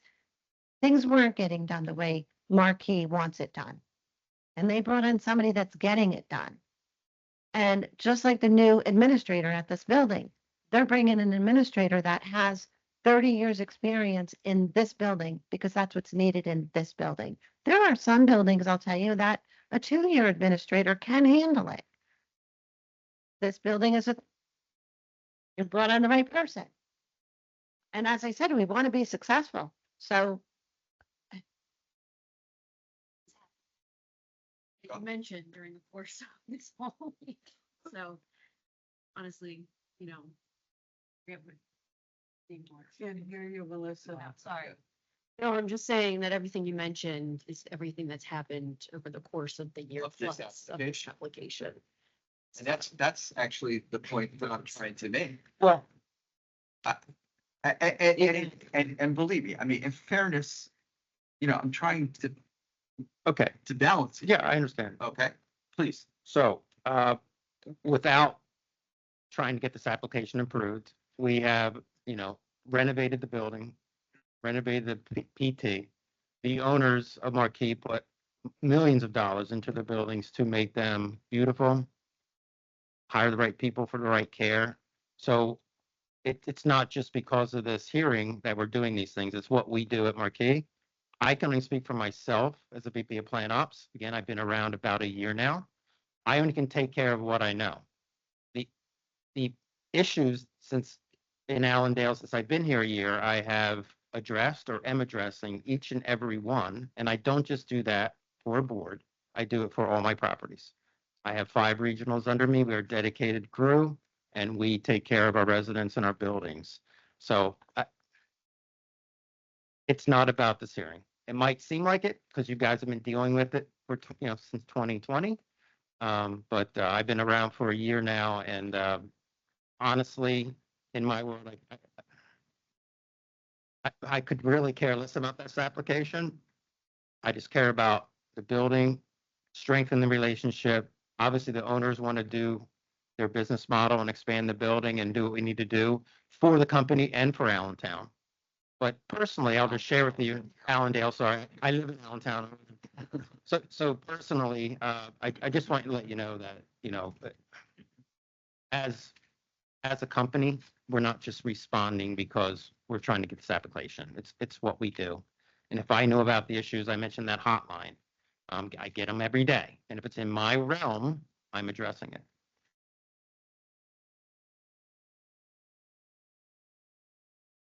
Board members, any further questions here? All right. All right, go into. So at this time, we're going to open it to the public for any questions of the 2 witnesses you heard this evening. The first witness was dismissed. As you know, there were no questions of Chief Gillen, but of Ms. Napolitano or Mr. Hilton. Any questions from the public based upon their testimony this evening? Now would be your time to come up and ask those questions. Okay, seeing none, I bring it back to the board. Public comment. Committee, please, launch. No problem. Council? I have no further witnesses. Okay, all right, You want to defer closing until if there's any public comment, I would assume, Michael? okay. So, go ahead, go ahead, do it, go ahead, because go. If anybody from the public would now like to get up and make a sworn statement for or against the application, doesn't need to be a question, now would be that time.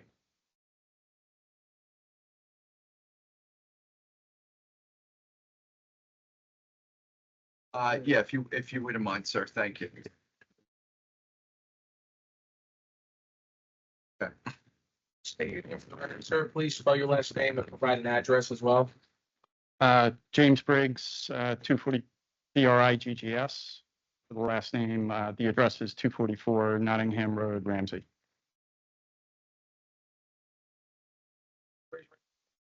Swear or affirm the testimony you're about to provide will be the truth, the whole truth, nothing but the truth. I do. Thank you. Please proceed, sir. Good evening. As mentioned, my name is Jim Briggs. Myself and my wife live at 244 Nottingham Road in Ramsey. We've been at all the previous meetings and gave public comment at a prior one. As a reminder, our property is block 5503, lot 22, which is in the northwest corner of the subject property and adjacent to project area 1 and the plan submitted with the application. Appreciate the opportunity to provide further comment to the board.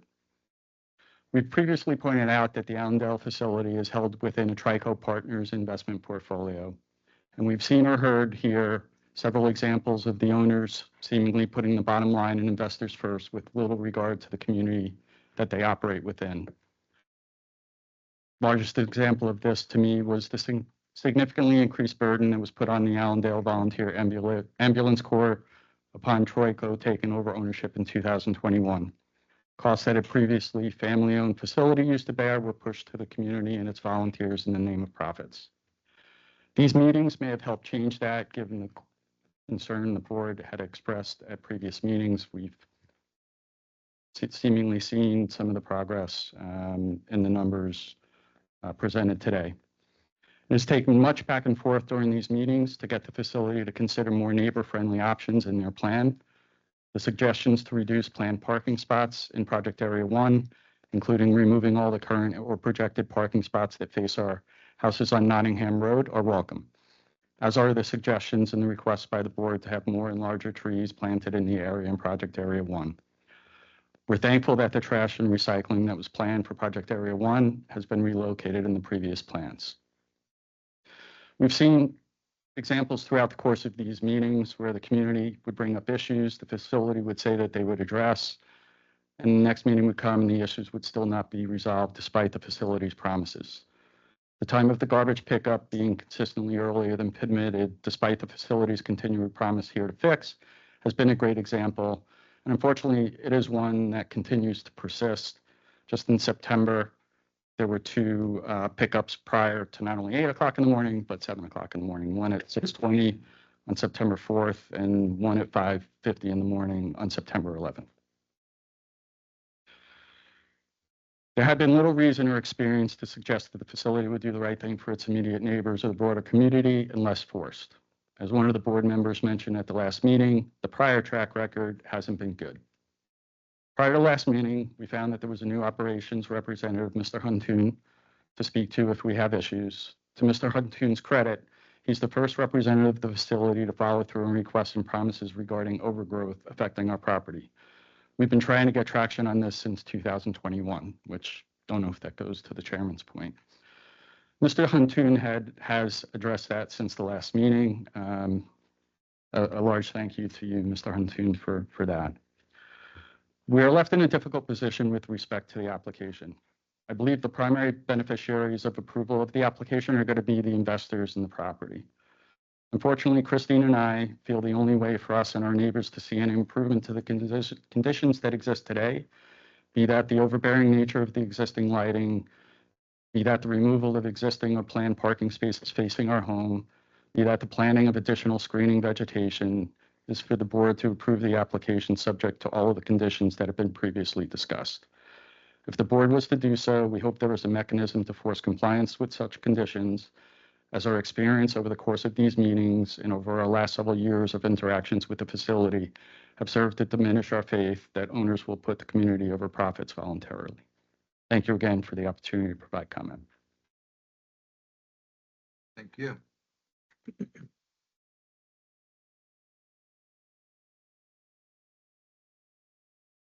Other members of the public?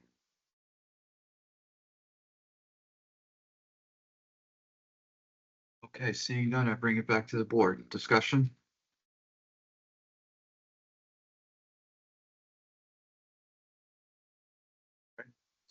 No, it's. I think everybody's heard more than. Yeah. Right, water. I think he's deferring. So you're Going to pay deliberation. Comment? Good like. Comment?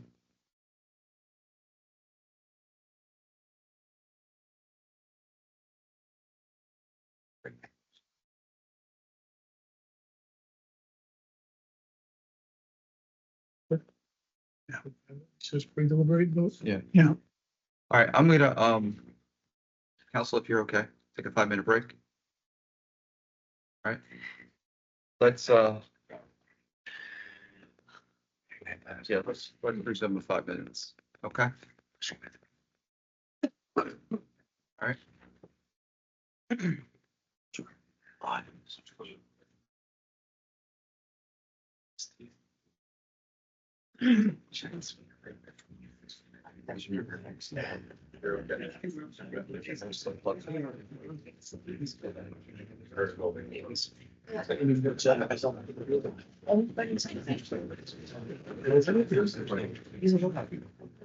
Yeah.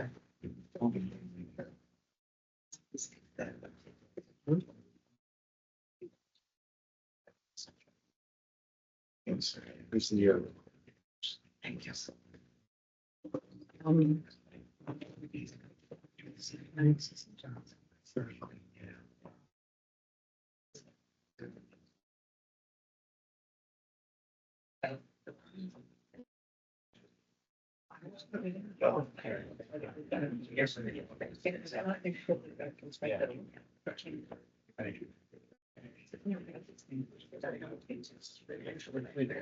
I'll do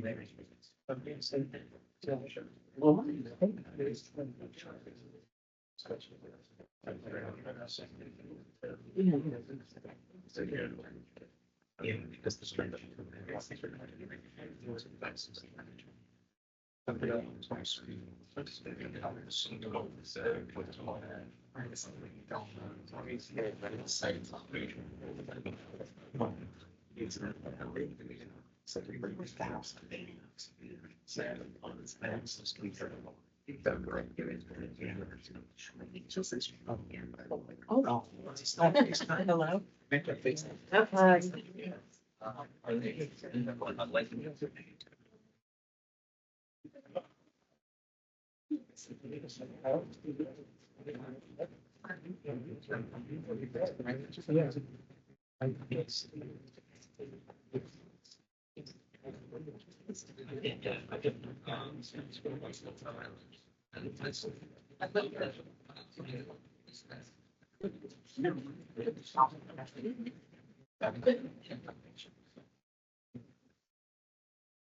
Yes, but it's on the state.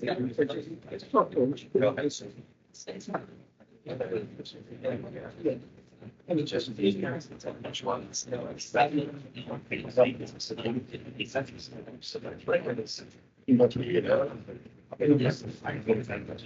Yes.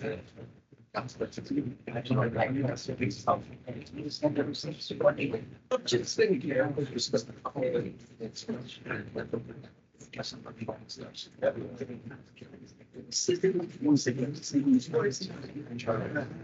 It was.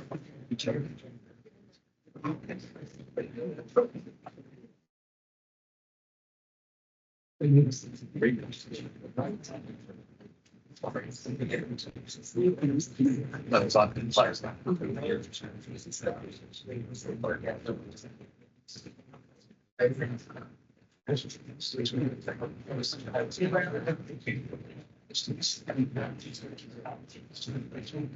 Yeah.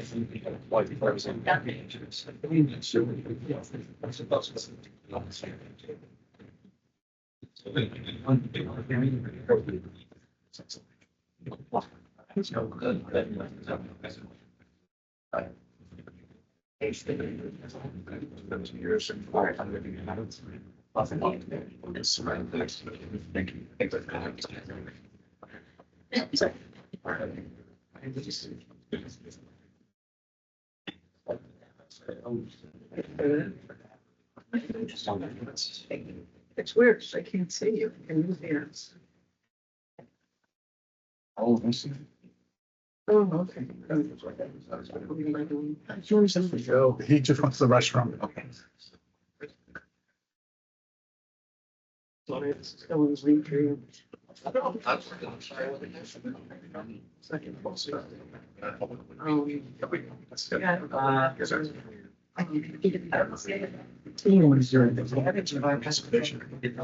I had at least stop counting. My average warehouse. Yeah. Yeah, so that Fit a room after outside. Kidding. Fire code asking my mile. Well, it wasn't. Oh, yeah. And that, I'm excited. But it's been so long that they've been all these houses, like they smell like residents. They're afraid of the restaurant warehouses, constituency. It's a nightmare. That usually I leave March, the first two of this year, we still didn't even start. As the engineer, so it's not about the engineering. You guys are there. Chairman, you ready? Yeah, just one quick second. So, what?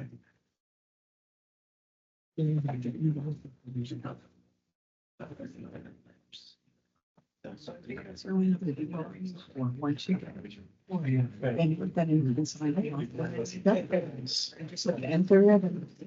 Okay, cool. Your story. What are you looking in 2 weeks until you're in? Or 3 weeks? Make some have. Okay. There was so much red tape in my conversation.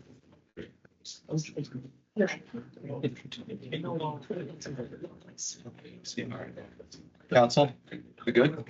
You're good? Okay. All right. We're bringing it back after our short break. Before, before there's any further discussion here, I asked our professional comments. Anything please, okay? And then council, if there's any questions that come from there, please do, okay? It's, I guess, with Burgess Associates, what the application is, just for the board's information and maybe revisiting the prior planning testimony. It's a D variance relative to the expansion of a pre-existing non-conforming use. And what's being proposed tonight, proposed in this application of many nights, is the expansion of that use due to the adjustment of the uses or the activities within the building.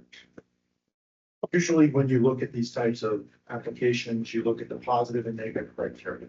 It's related to the variances. Under the positive criteria, in this instance, this is a nursing facility. So it's similar to a hospital in that regard. It's serving a public interest. So there's definite public positive criteria that's being met in this application. Although the board does have the ability, under a situation of have that type of view, is to impose conditions or look at the negative criteria. What are the impacts to the community? And in that aspect, this board has been, I think, appropriately investigating all the various issues, whether they be services, communications, the emergency services to the facility, traffic, the traffic increase, what impacts from other features such as the expansion of the parking lots or adjustments to the parking lots. Will there be enough parking in the facility? Am I coming through loud enough? Linda, loud enough? Okay. Sorry, I'm not sure if this microphone is real. Yes, working. Okay, so that is one of those are the issues is what we're looking at. Obviously, the applicant has provided, not only through their testimony tonight, but certain indications and agreed to certain conditions.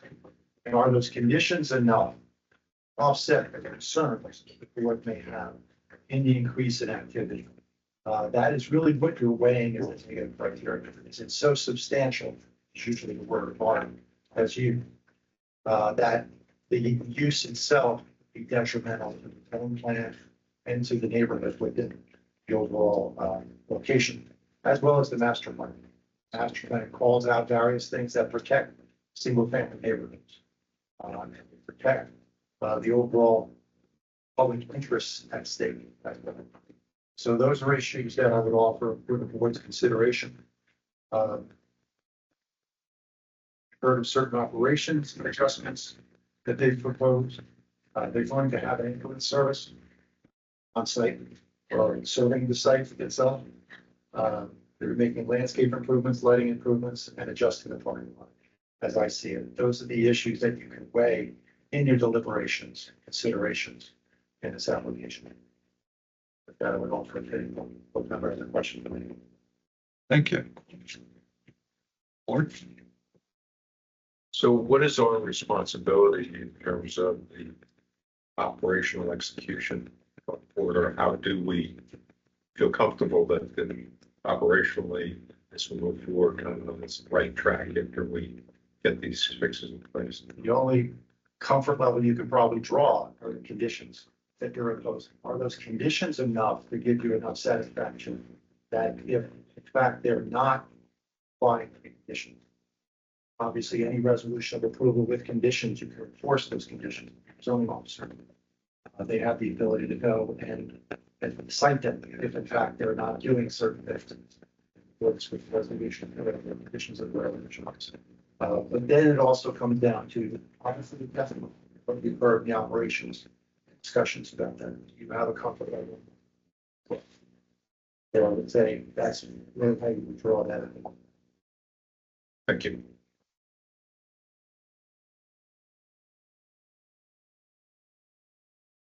Anybody else on the board? Michael? It was months ago, but we heard, from their traffic engineer, provide testimony on the fact of boundaries and adequacy of the parking. Their site engineer made some modifications to the circulation and locations of physical features. There's still some engineering work that needs to be done with regards to regulated areas and stormwater management. But if you have any technical questions regarding, any of the engineered aspects of what's been presented so far, certainly available to answer your question.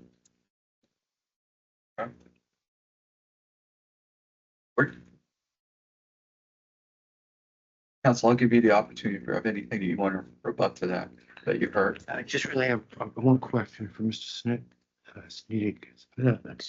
Sneck. You talked about an increased activity on the site.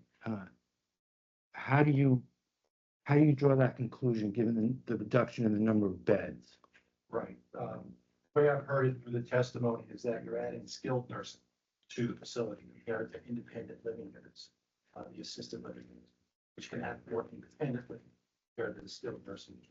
Obviously, in that situation, people need the bedroom, it's not necessarily a lot of find the beds, but it's also the nursing operations of that activity, as well as it could possibly be visiting doctors of that nature or people to help treat those individuals.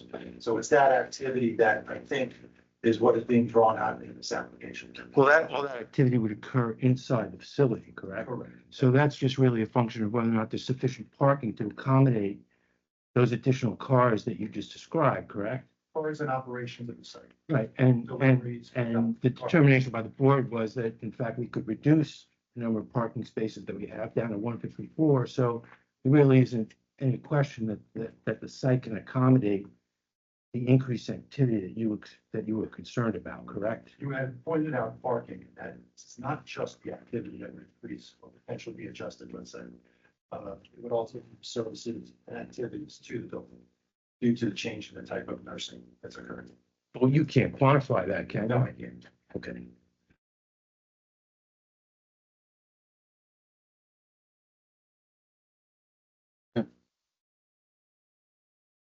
Board, any further comments, questions? Okay. I just want to note one thing, and I'm not, and I just want to point it out. I'm not sure if this is something that you can do, but we always keep talking about the address here. Okay. I checked 3 different sites. They're still showing going through the neighborhood to get to your facility. What sites did you? What sites do you? I checked while we were sitting here. I gotta skip here. Bing, Waze, and MapQuest. MapQuest still has the old address. Bing had the directions going through the neighborhood, and Waze still had the directions going through the neighborhood. I used Waze today to get here and it took me 17. I put my address in, my personal address to there. And it showed me going through there on my computer, not my cell phone. Okay? I again. You were resident, I'm just sorry, I'm just. No, that's more than fair So it's because like, that's more than fair because I don't know if you control this, but I just want to point it out. Okay, because that wasn't voter When contempt. you said it takes you through the neighborhood, does it then I mean, take it you to takes you down. 17? No, It takes you to 85? yes, Okay. okay, that's, I'm sorry, it takes you to the residential neighborhood. To the Harrington entrance? Correct, Okay. correct. I'm sorry, I wasn't clear. Thank you. Okay, that's okay, we'll have our IT okay, gurus get on that again. okay. I mean, I just did it, but and I'm not saying I'm a genius here doing this stuff. Anytime Okay. a fluke comes up or something like that, it immediately, I have a team now that I immediately send it to them and they say, oh, let me see what's going on, and they, the programming thing, and So we'll look at it again. All right, thank you. All right, board, I think we've discussed this, we've heard enough, so I ask the board for a motion.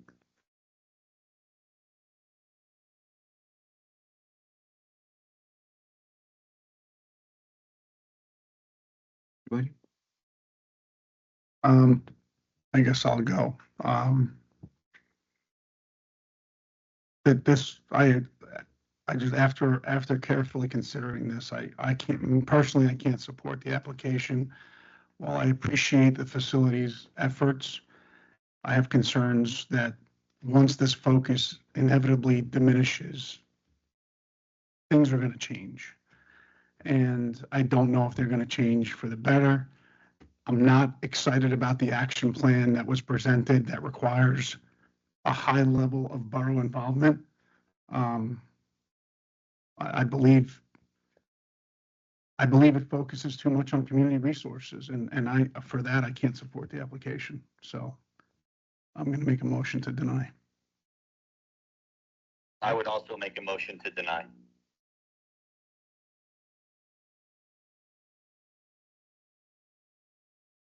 Council, a motion.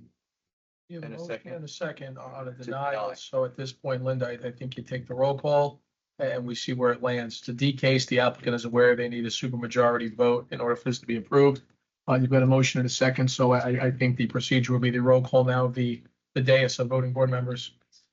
Vice Chairwoman Bergen, Yeah, we just need to make sure we're clear about how, Council, if you would, yes, yes and no mean, in this case, if they're. So please. your vote would be, I think that for the record's clarity, if you agree with the motion of the second, you can say, I concur in the vote of a denial. Anybody that wants to vote to approve, I think you should say, no, I vote to approve the application. Okay, we're talking backwards, but you got it. Yeah, I got counting. who's on first? I am in agreement to vote to deny. Board Member Warzala, He made the motion. Second. Second. Board Member Petrino, Vote to deny. Board Member Guglielmo, I'm voting no, for the simple reason of, I believe since the beginning and now it's come a long way. I do agree that, yes, we are using resources of the town, but they've kind of complied with everything that we've asked them to do so far. Board Member Dallo, I vote no to deny. to deny. Chairman Sirico, I vote to deny. Board Member Butler, I vote to deny, yeah. alternate Conti, I vote to deny as well.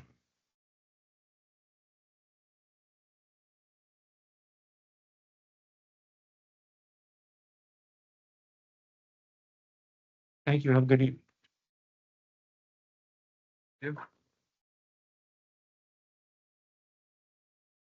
Thank you for your time. Thank you. Thank you. Thank you for your.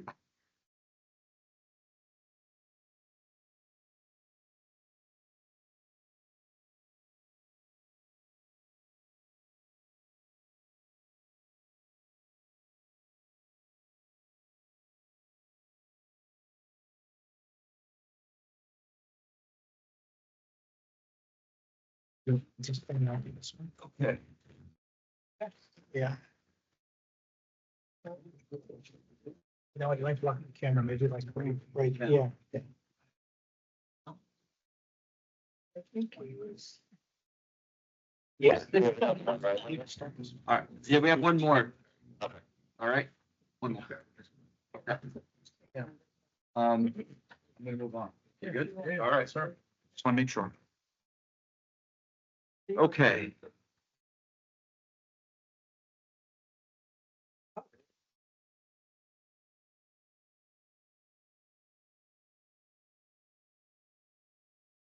Right.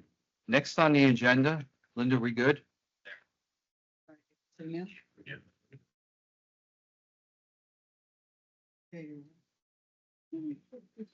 I'll turn it around.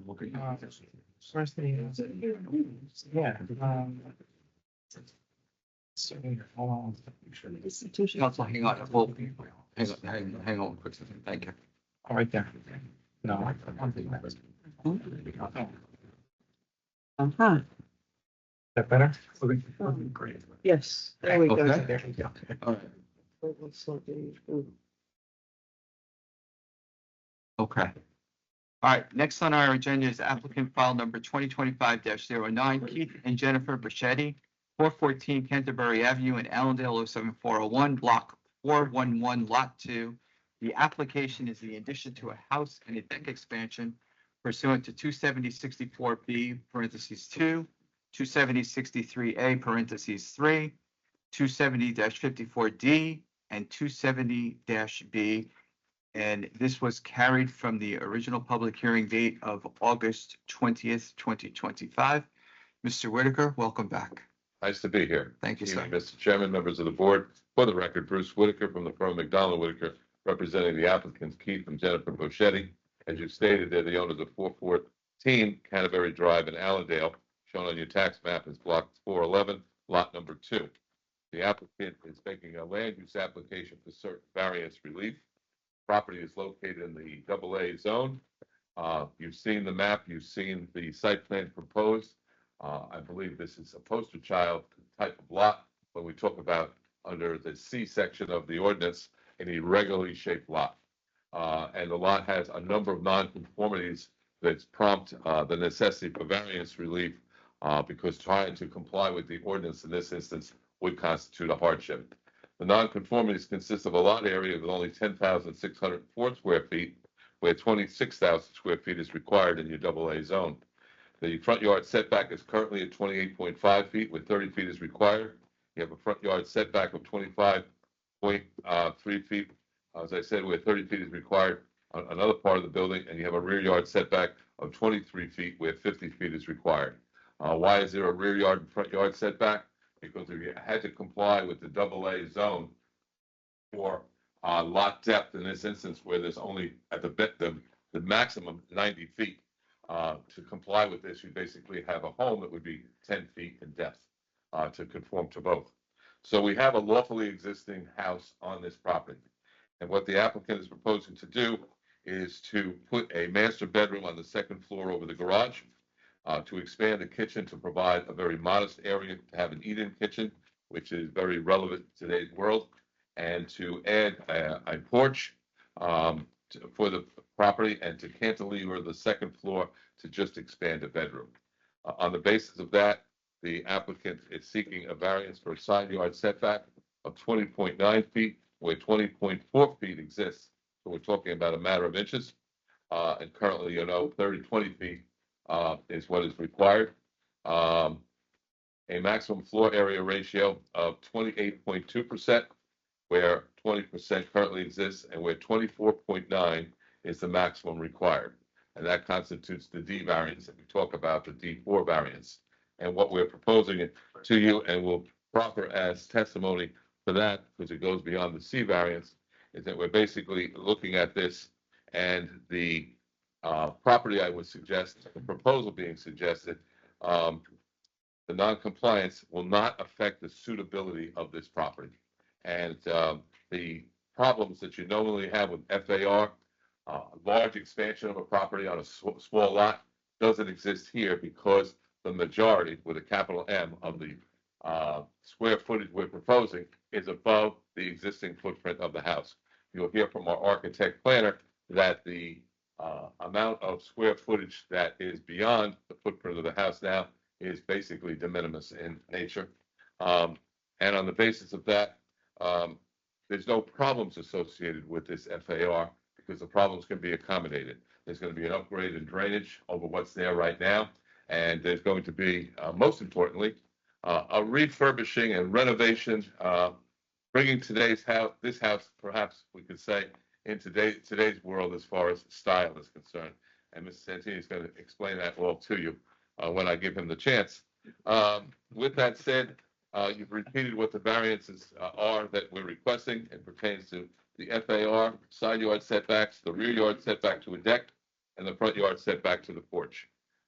We believe on the overall concept that both variances can be permitted under the C1 and C2 criteria, and that the standard for an FAR, which is different than a use variance, it's a lesser standard, can certainly be in compliance with what we're proposing this evening. That's an overview of the application, and unless there's any questions of me, I will call on to our architect planner, have him qualify and take us through existing conditions and what's being proposed. Board, we're good? Yeah, can proceed. Thank you. Please do, sir. Have sworn in. Good evening, ladies and gentlemen. Good evening. Would you please state your name for the record? Spell your last name. Santini, Santini. I'm a licensed architect and a licensed professional planner in the state of New Jersey. I also hold several other architectural licenses in several other eastern seaboard states. Do you swear or affirm the testimony you're about to provide will be the truth, the whole truth, nothing but the truth? Yes, sir, I do. Your licenses are current and in good standing My in the state of New Jersey. You've testified before, once or twice in the state of New Jersey, I assume. I counted the municipalities. I got about 160 municipalities that I've appeared for in the last 40 years. There's too many towns in the state.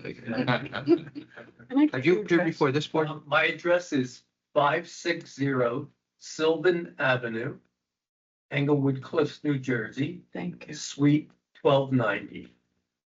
Mr. Santini, just quickly, have you, I don't recall you, have you ever appeared before us? I have not appeared before Allendale, but I have done a lot of projects in the industrial area. Okay. And all the warehouse type buildings there and. All over 17. Along 17. Okay, so you're familiar with the town. Yes. Thank you. Going to have him qualified tonight as a licensed architect in the state of New Jersey as well as a licensed planner. Thank you.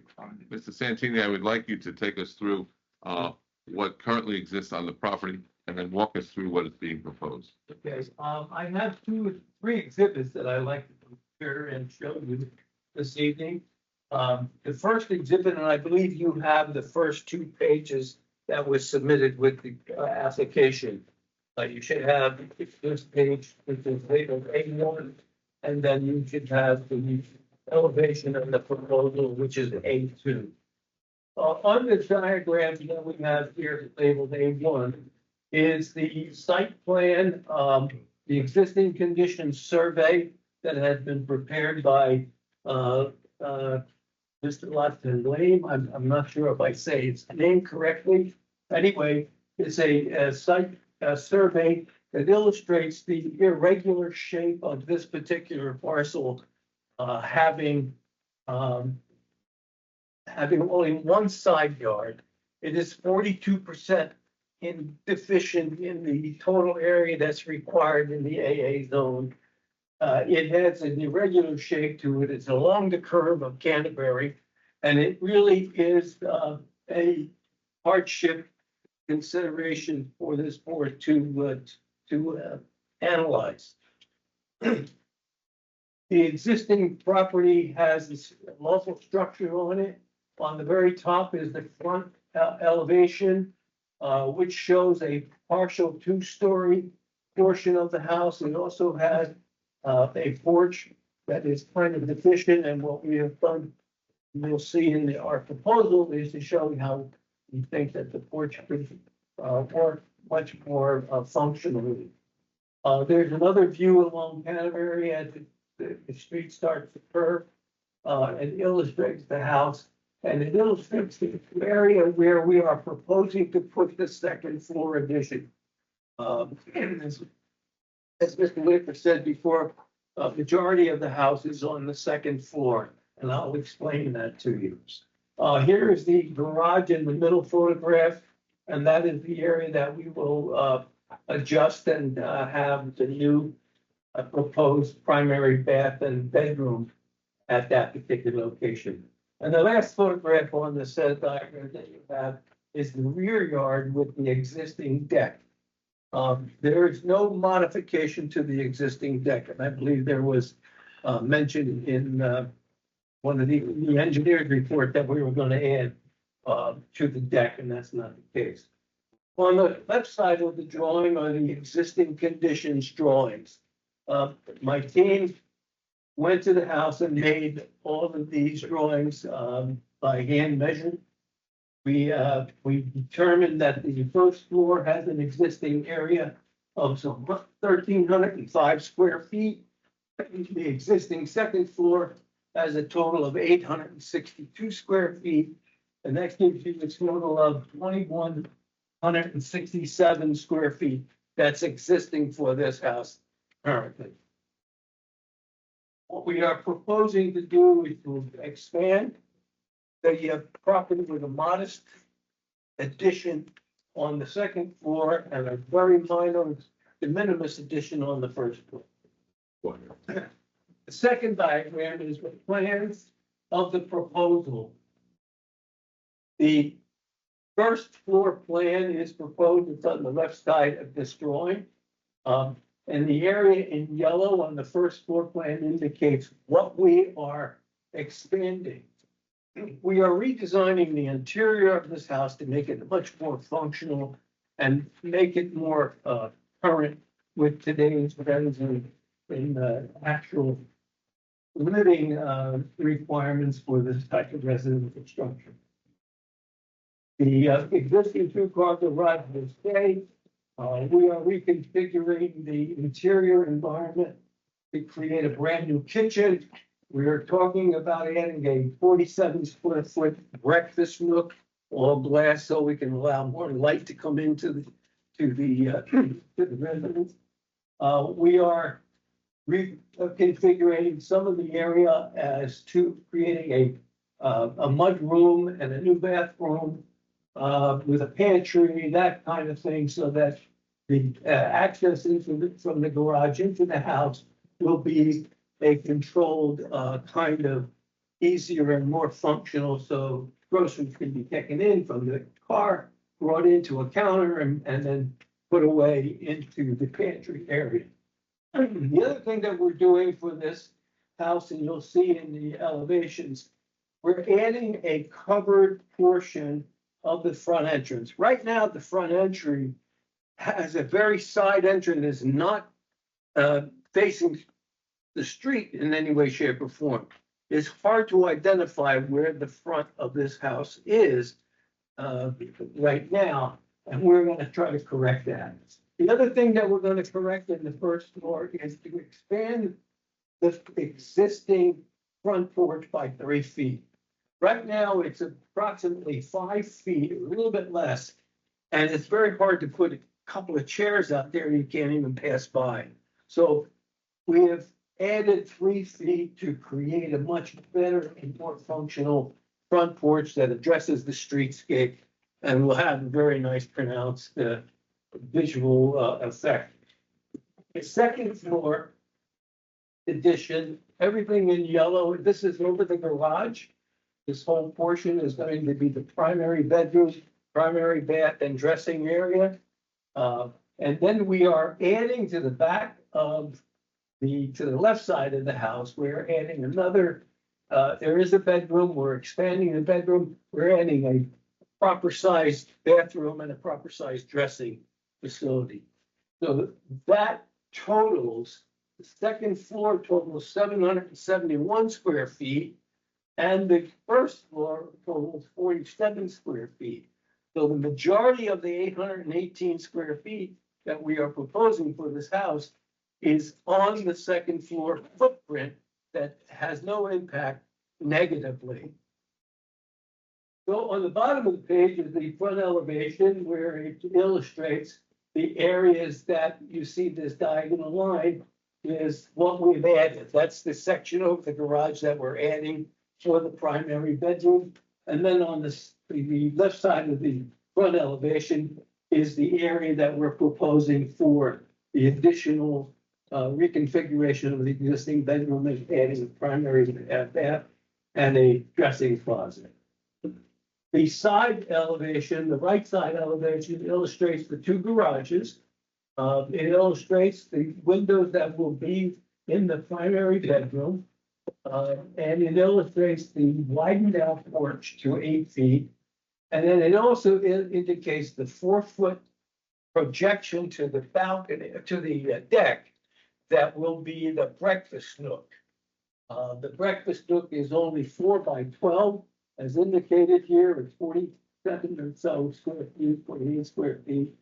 And then one of the things that we're doing on the front elevation is in the primary bedroom, we are creating another gabled element to balance the facade and to create visual interest for this residential structure.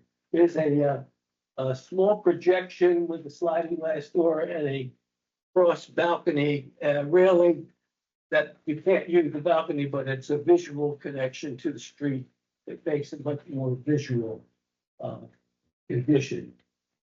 Mr. Santini, before you continue, just because it's highlighted, Bruce, let's just mark this as A1. I know it's a filed sheet, but because it's marked up. We mark the whole A1 with today's date. A1 with today's date, and it's your sheet A2 highlighted to show the areas of improvement. Is that right, Mr. Santini? So both of these? A1 will be the front page. You marked up, yeah. You didn't mark that one up, though, did you? That one's filed. I didn't mark. Just the next sheet, just the next sheet with the highlighting, The highlighted one, A1. just for the record's sake. Thank you.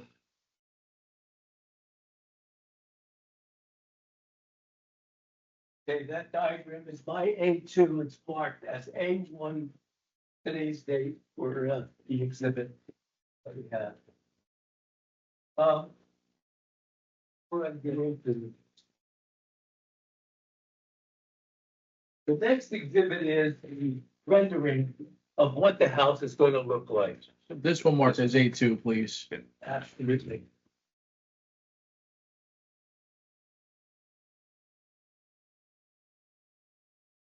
Duly marked. So this is basically the result of taking and modifying this existing house on this irregular shaped lot with only one side yard. It's on the configuration of the curved portion. And what we have done is to create a much better and impressive front facade that addresses the street and becomes a welcoming kind of environment. What we are proposing on the second floor is this portion of the second floor is existing. This will be the new area of the primary bedroom. This is the porch that we have expanded by 8 feet. And then this is the front entrance. We're going to address it with a brand new entry door with a side light. And the bricks around will be the material that will be used at the entrance level. We're proposing to use hardy plank siding, which is a cementitious and sustainable material for the exterior siding. We are going to provide new windows, new white aluminum frame windows to match the existing. There will be some new railing and columns. The vertical columns will help express the architectural character of this proposed facade that indicates to the passing public that, wow, this is a kind of a better look for this particular house. It updates it and it becomes a much more desirable visual environment.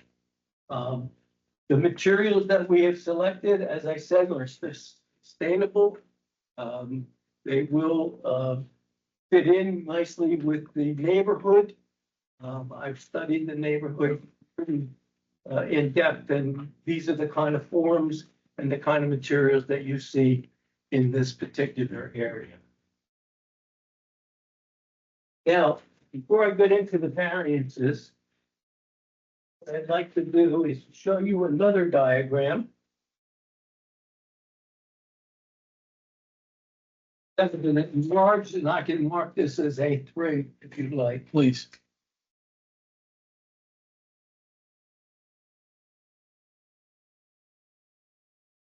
This is a diagram that's an expanded copy or an enlarged copy of the actual site, the actual property, which is outlined in that format.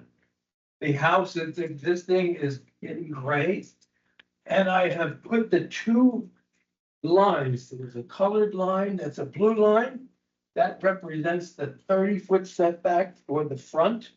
of the property is. And the red line represents the 50-foot setback for the rear yard.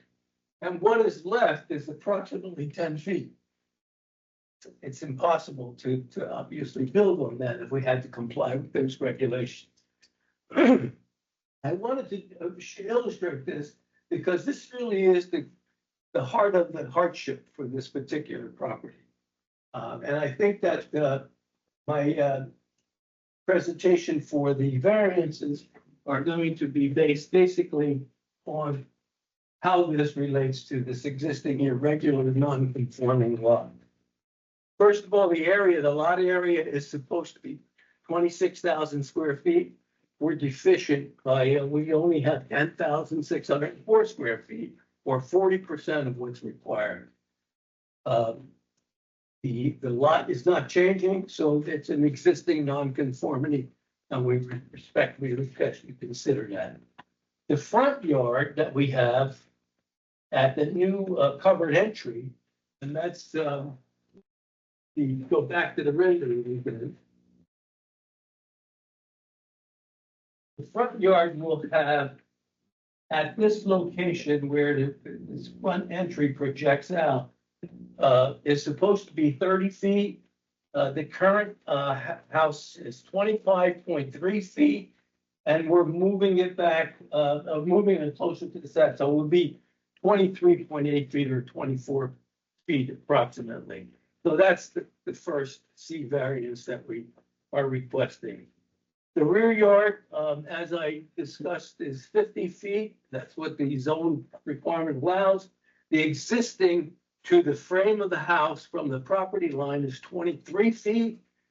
The 4-foot projection of the breakfast bay window will bring that portion of the house to 19 feet.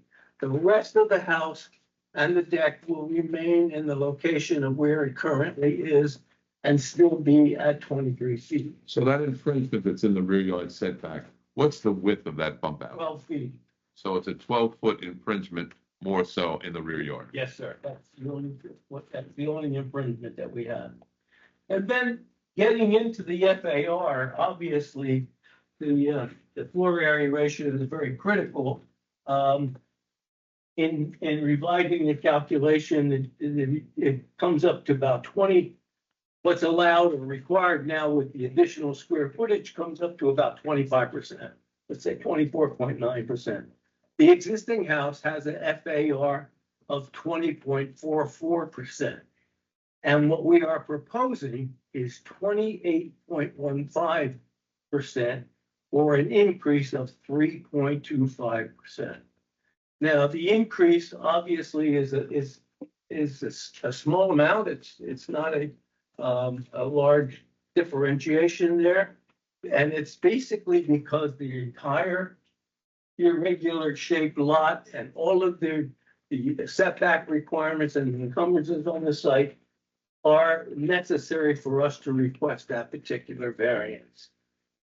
Now, all of the variances that we are seeking, they all relate to the undersized irregular shaped lot with the existing local building on it. The property can support the proposed project. These are going to be the reasons now why I think you should consider granting variance for this application.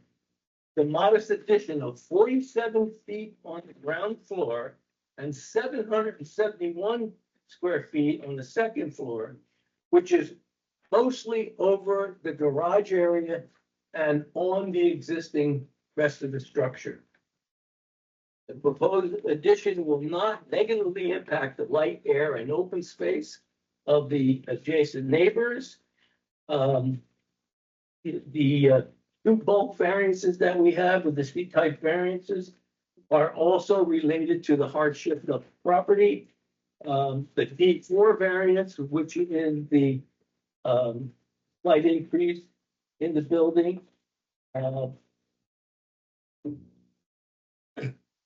which is 3.25% above the requirement of what your zone has or allowed.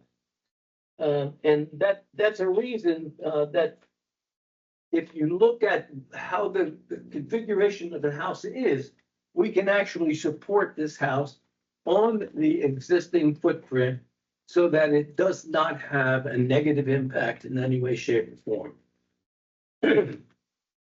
Another reason for you to consider is that the aesthetic improvements depicted by the rendering illustrated the architectural scale and character that is consistent with the existing community, which is also a benefit to the public good. We are promoting a desirable visual environment and will be, the house, if it's approved, will be brought up to the new IRC residential code requirements and standards. The variances requested for this project will not be a detriment to the intent and purpose of the zone plan or the zoning ordinance, or would it be a detriment to the public good? The purposes of zoning would be advanced, in my opinion, with your affirmative vote. As I think we have demonstrated the balance between the positive and the negative criteria, and with no negative impact into the neighborhood.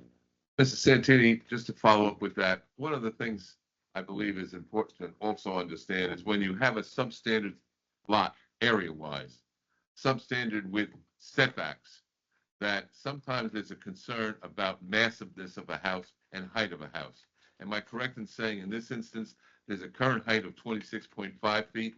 What you are proposing remains at 26.5 feet? Yes, and the zone code require or permits a house to be as high as 35 feet. Yes, sir, that's correct. We have not impacted that negatively so as not to have a detriment to the light, air, and open space of the adjacent residential properties. And based upon the testimony you provided, the basis and foundation that you have here, in your opinion as a licensed professional planner in the state of New Jersey, that the application meets the criteria under the C1 and C2 aspects of the municipal land use law pertaining to the bulk variances? Yes, sir, it does. And you recognize that as far as a FAR variance is concerned, what we have to show is that we can accommodate any problems that would be associated with a deviation from the FAR. That's absolutely correct. And do we create any problems by doing this? No, sir, we do not. In fact, we are enhancing things like, for instance, downspouts and gutters and rainwater leaders will all be connected to a new drainage system that our engineer has provided and has shared with the municipal consultants. And with that said, just a couple of stipulations that the applicant would make, and I put that into the application, because it's the board's concern in many instances, the open front porch that we have here, we're stipulating will not be enclosed. So that's one of the things that sometimes a board is concerned with. Second stipulation is that we can meet the requirements of your engineer, and our engineer can coordinate efforts, if there's modifications that are necessary for the drainage improvements, we will meet those requirements. We did note that your borough engineer saw water accumulated one time. I wrote to him, I don't think I got a response. I was keeping it a secret. A busy day, but okay. A big reveal tonight. Okay, we had a neighbor that had a sprinkler system go awry, so we got flooded. I was out there August 5th. August 5th? That's one of the days. Okay, so there we are. So that solves that one, okay? I swear under oath it was me. And that's some of the substances of our testimony and presentation. Thank you. What do you hear? Sure. And before we get to that? Either way. All right, I'd like you guys, please.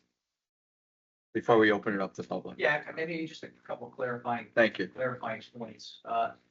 The deck expansion that I was referring to, the expansion along the backside of the existing deck is roughly 14 feet deep by 32 feet wide. The proposed deck is going to be the same, roughly 14 feet deep, but now it's going to be 32 plus another 8 feet. So there's going to be a deck area in front of the sun, if I'm reading the plans correctly.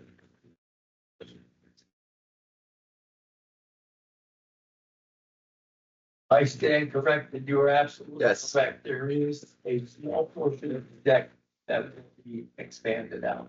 And part of the reason I made that as a point was because the setback is measured from the deck, not the building.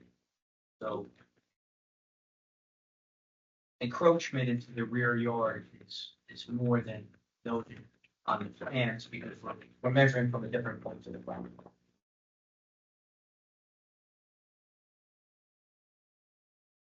And that dimension would then be, That roughly 10 feet.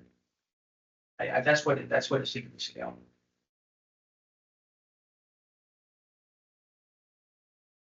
We had raised the question, suggested hear some testimony regarding exterior lighting and mechanical equipment. Anything being proposed? We haven't addressed any of that yet. There will be no new mechanical equipment unless there is existing mechanical condenser that's on the exterior of the house. Now, that should remain at that particular same location. As far as lighting is concerned, what I would probably do is to have a couple of downlights underneath the canopy of the covered porch and two side lights adjacent to the entrance brick wall that we're illustrating on the elevations.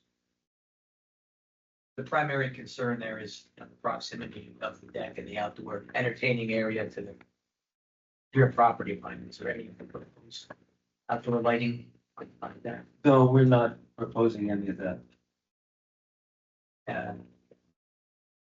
Any proposed landscaping or tree removal? There will be landscaping that is proposed, and I would suggest that that's gonna be on the engineer's plan. I would suggest that should be subject to review and approval by myself or Ed. No objection.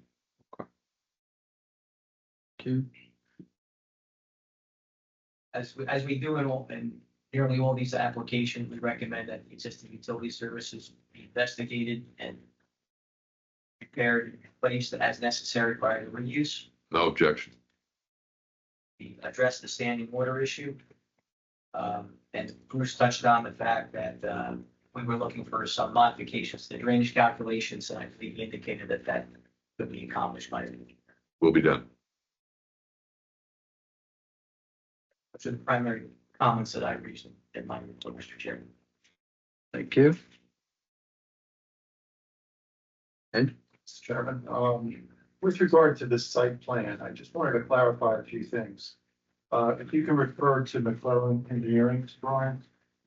I know you're the architect, but you're the only witness tonight. Yeah, they cannot appear. That's okay. I just wanted to clarify something for the record, really. I think you indicated the breakfast room is going to be 1 story. It seems to be indicated on the plan as 2 stories. Say that again, I think. The breakfast nook, Breakfast is 1 story. Yes. I think it's indicated on that plan as 2 stories. That could be corrected. Yes, On the, right here. yeah, that's okay, true. he's got that incorrectly stated. Right. Also, coordinate, it seemed to be confusing to me. I know what was indicated is the relocation along the front of the building of the walkway in front of the residence and the new extent of the covered porch. The actual extent of the 2nd story addition would be, the closest point would be that new balcony area. Would you agree? Yeah, but that's addition, that does not project any further. It's only a 2-foot projection from the face of the existing structure. Okay, so that does extend beyond the overhang that's shown on the site plan? No, It's up to that overhang. Okay, so it's not further increasing. no. That setback, okay.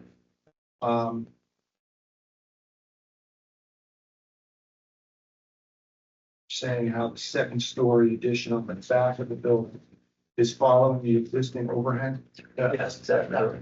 Essentially with the exception of the new bedroom area that's off on the northerly side. Right, that's absolutely correct. Okay. Also understand that.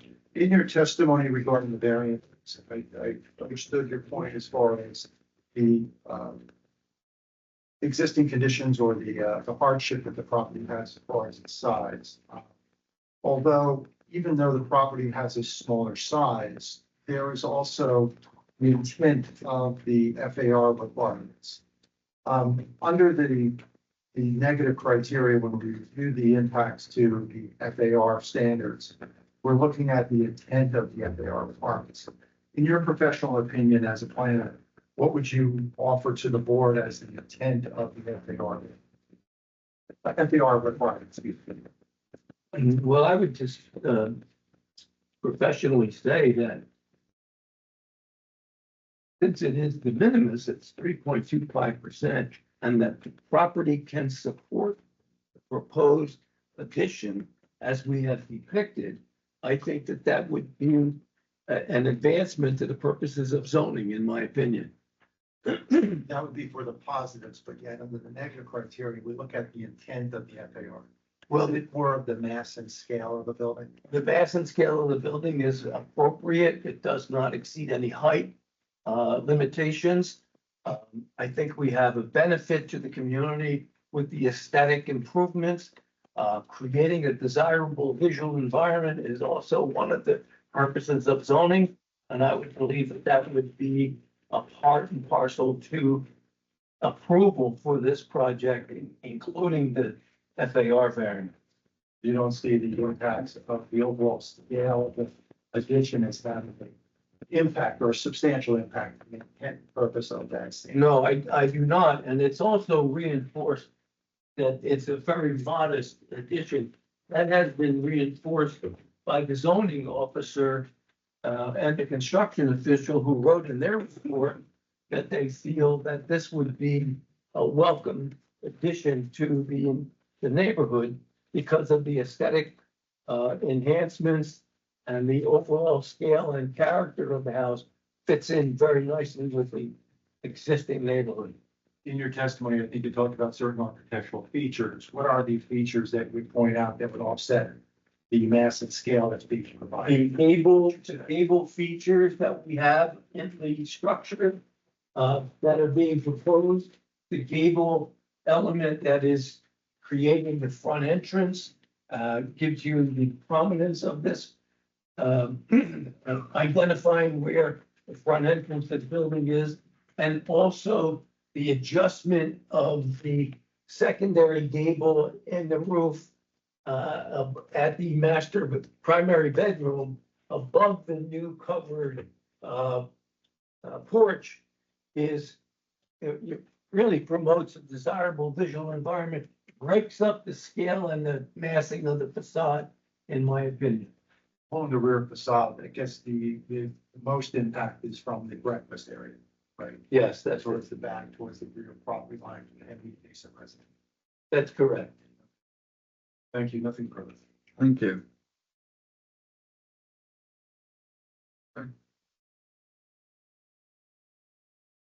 I have a question, just, I don't think you answered it when Ed, asked, sorry if you did, but on the second floor in the new primary bedroom, what's not shown on the, engineer Clellan's plan, is the gross square footage that's listed there include, I know it's minimal, but that the additional square footage for that? Let me just about- provide that to you, really, I could definitely do that.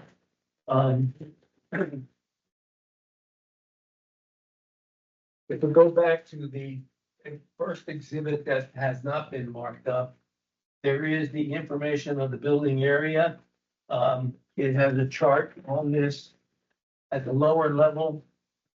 At the bottom of the page, it gives you the existing and existing living area and the proposed addition area. And it also outlines the total for each floor. So the first floor, which is the middle column, has an existing square footage of 1,305 square feet. The addition is 47 square feet, and the total would be 1,352 square feet. The second floor has an addition, it's existing is 862 square feet. We're adding 771 square feet for a total of 1,633 square feet. So it's pretty much outlined. Right, but I guess it's not just because it was missed on the engineering plan. I just want to confirm that it's, that square footage is included in that 16. Yes, it is. Yeah.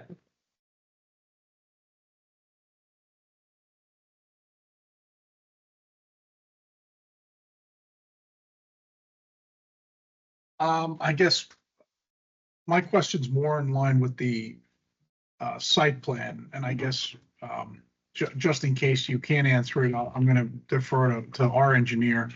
The location of the proposed dry well or Conex chambers, water quality chambers there, they're real close to the property line, so I don't know if perhaps, Mike, there's no overflow proposed, but there is a catch basin close to there, and maybe you guys will consider perhaps tying in an overflow, just so that if the soil doesn't permit the proper amount of percolation, that it wouldn't just flow onto the We neighbor's would be property. open to that suggestion and cooperate with your engineer. We can adjust, we can adjust. Or maybe I don't know if it's, that's the only spot, but maybe just look into that, because it is very close to No, the, I think that's a good suggestion. Tie an overflow in. There is an existing. it's right in the, I just looked, it's right. Just to tie it in. So Not a problem. we don't create any additional burden to the neighbor.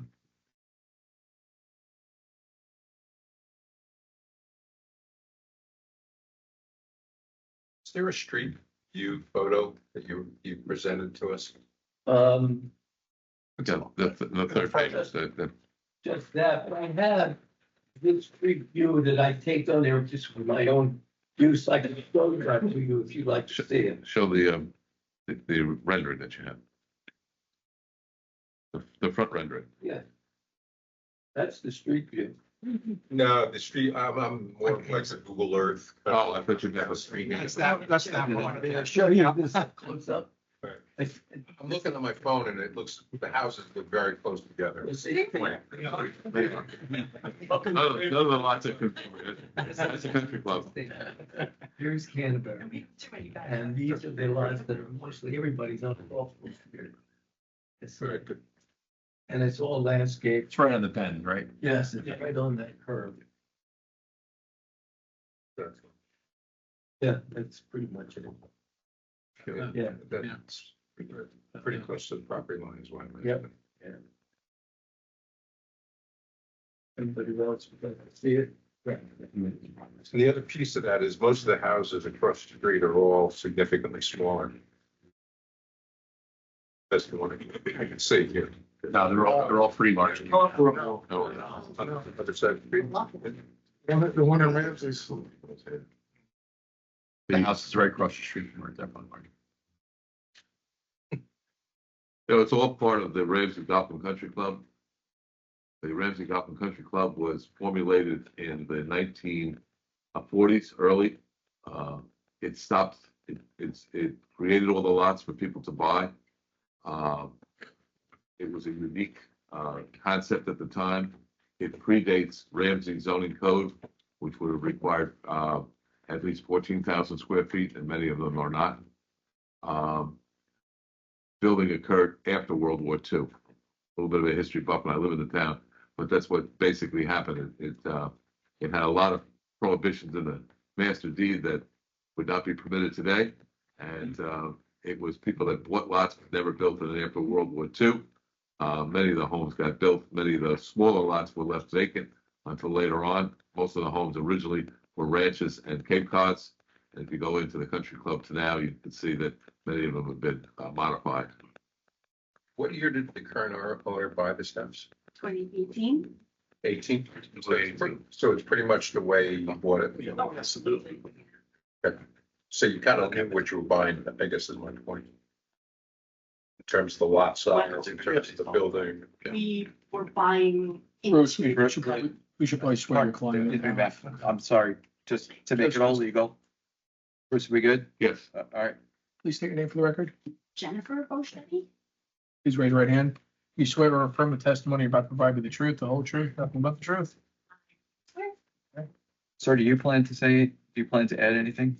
Possibly. My name is Keith Bichetti. I do swear. Okay, Thank you, sir. thanks. Okay, thank you. What was the question? So the question was, when did you buy it? We were buying into. Everything's the same, pretty We were much. buying into the Ramsey Golf and Country Club, which there are a lot of benefits to living in that area. And the house, we just wanted a house there, and that was the house that we could get at the time that we were looking to purchase in that area.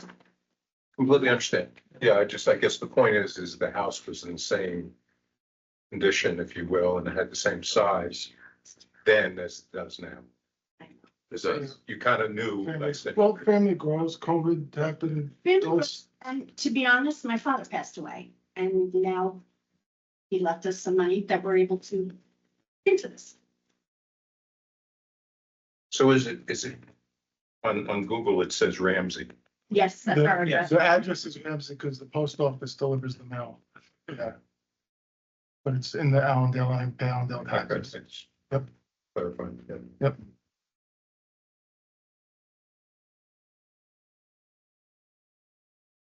Any other questions? All right, I'm gonna open to the public. All right, I open it to the public, please. Sir, please come up, state your name, address, et cetera, et cetera. Thank you. You got it. My name is Tom Fritz, 420 Canterbury Drive, Ramsey, New Jersey. We're actually Allendale. Our kids went to Highlands, but we have a Ramsey mailing address. If you send our mail to Allendale, it goes around the horn for a week and then comes back. I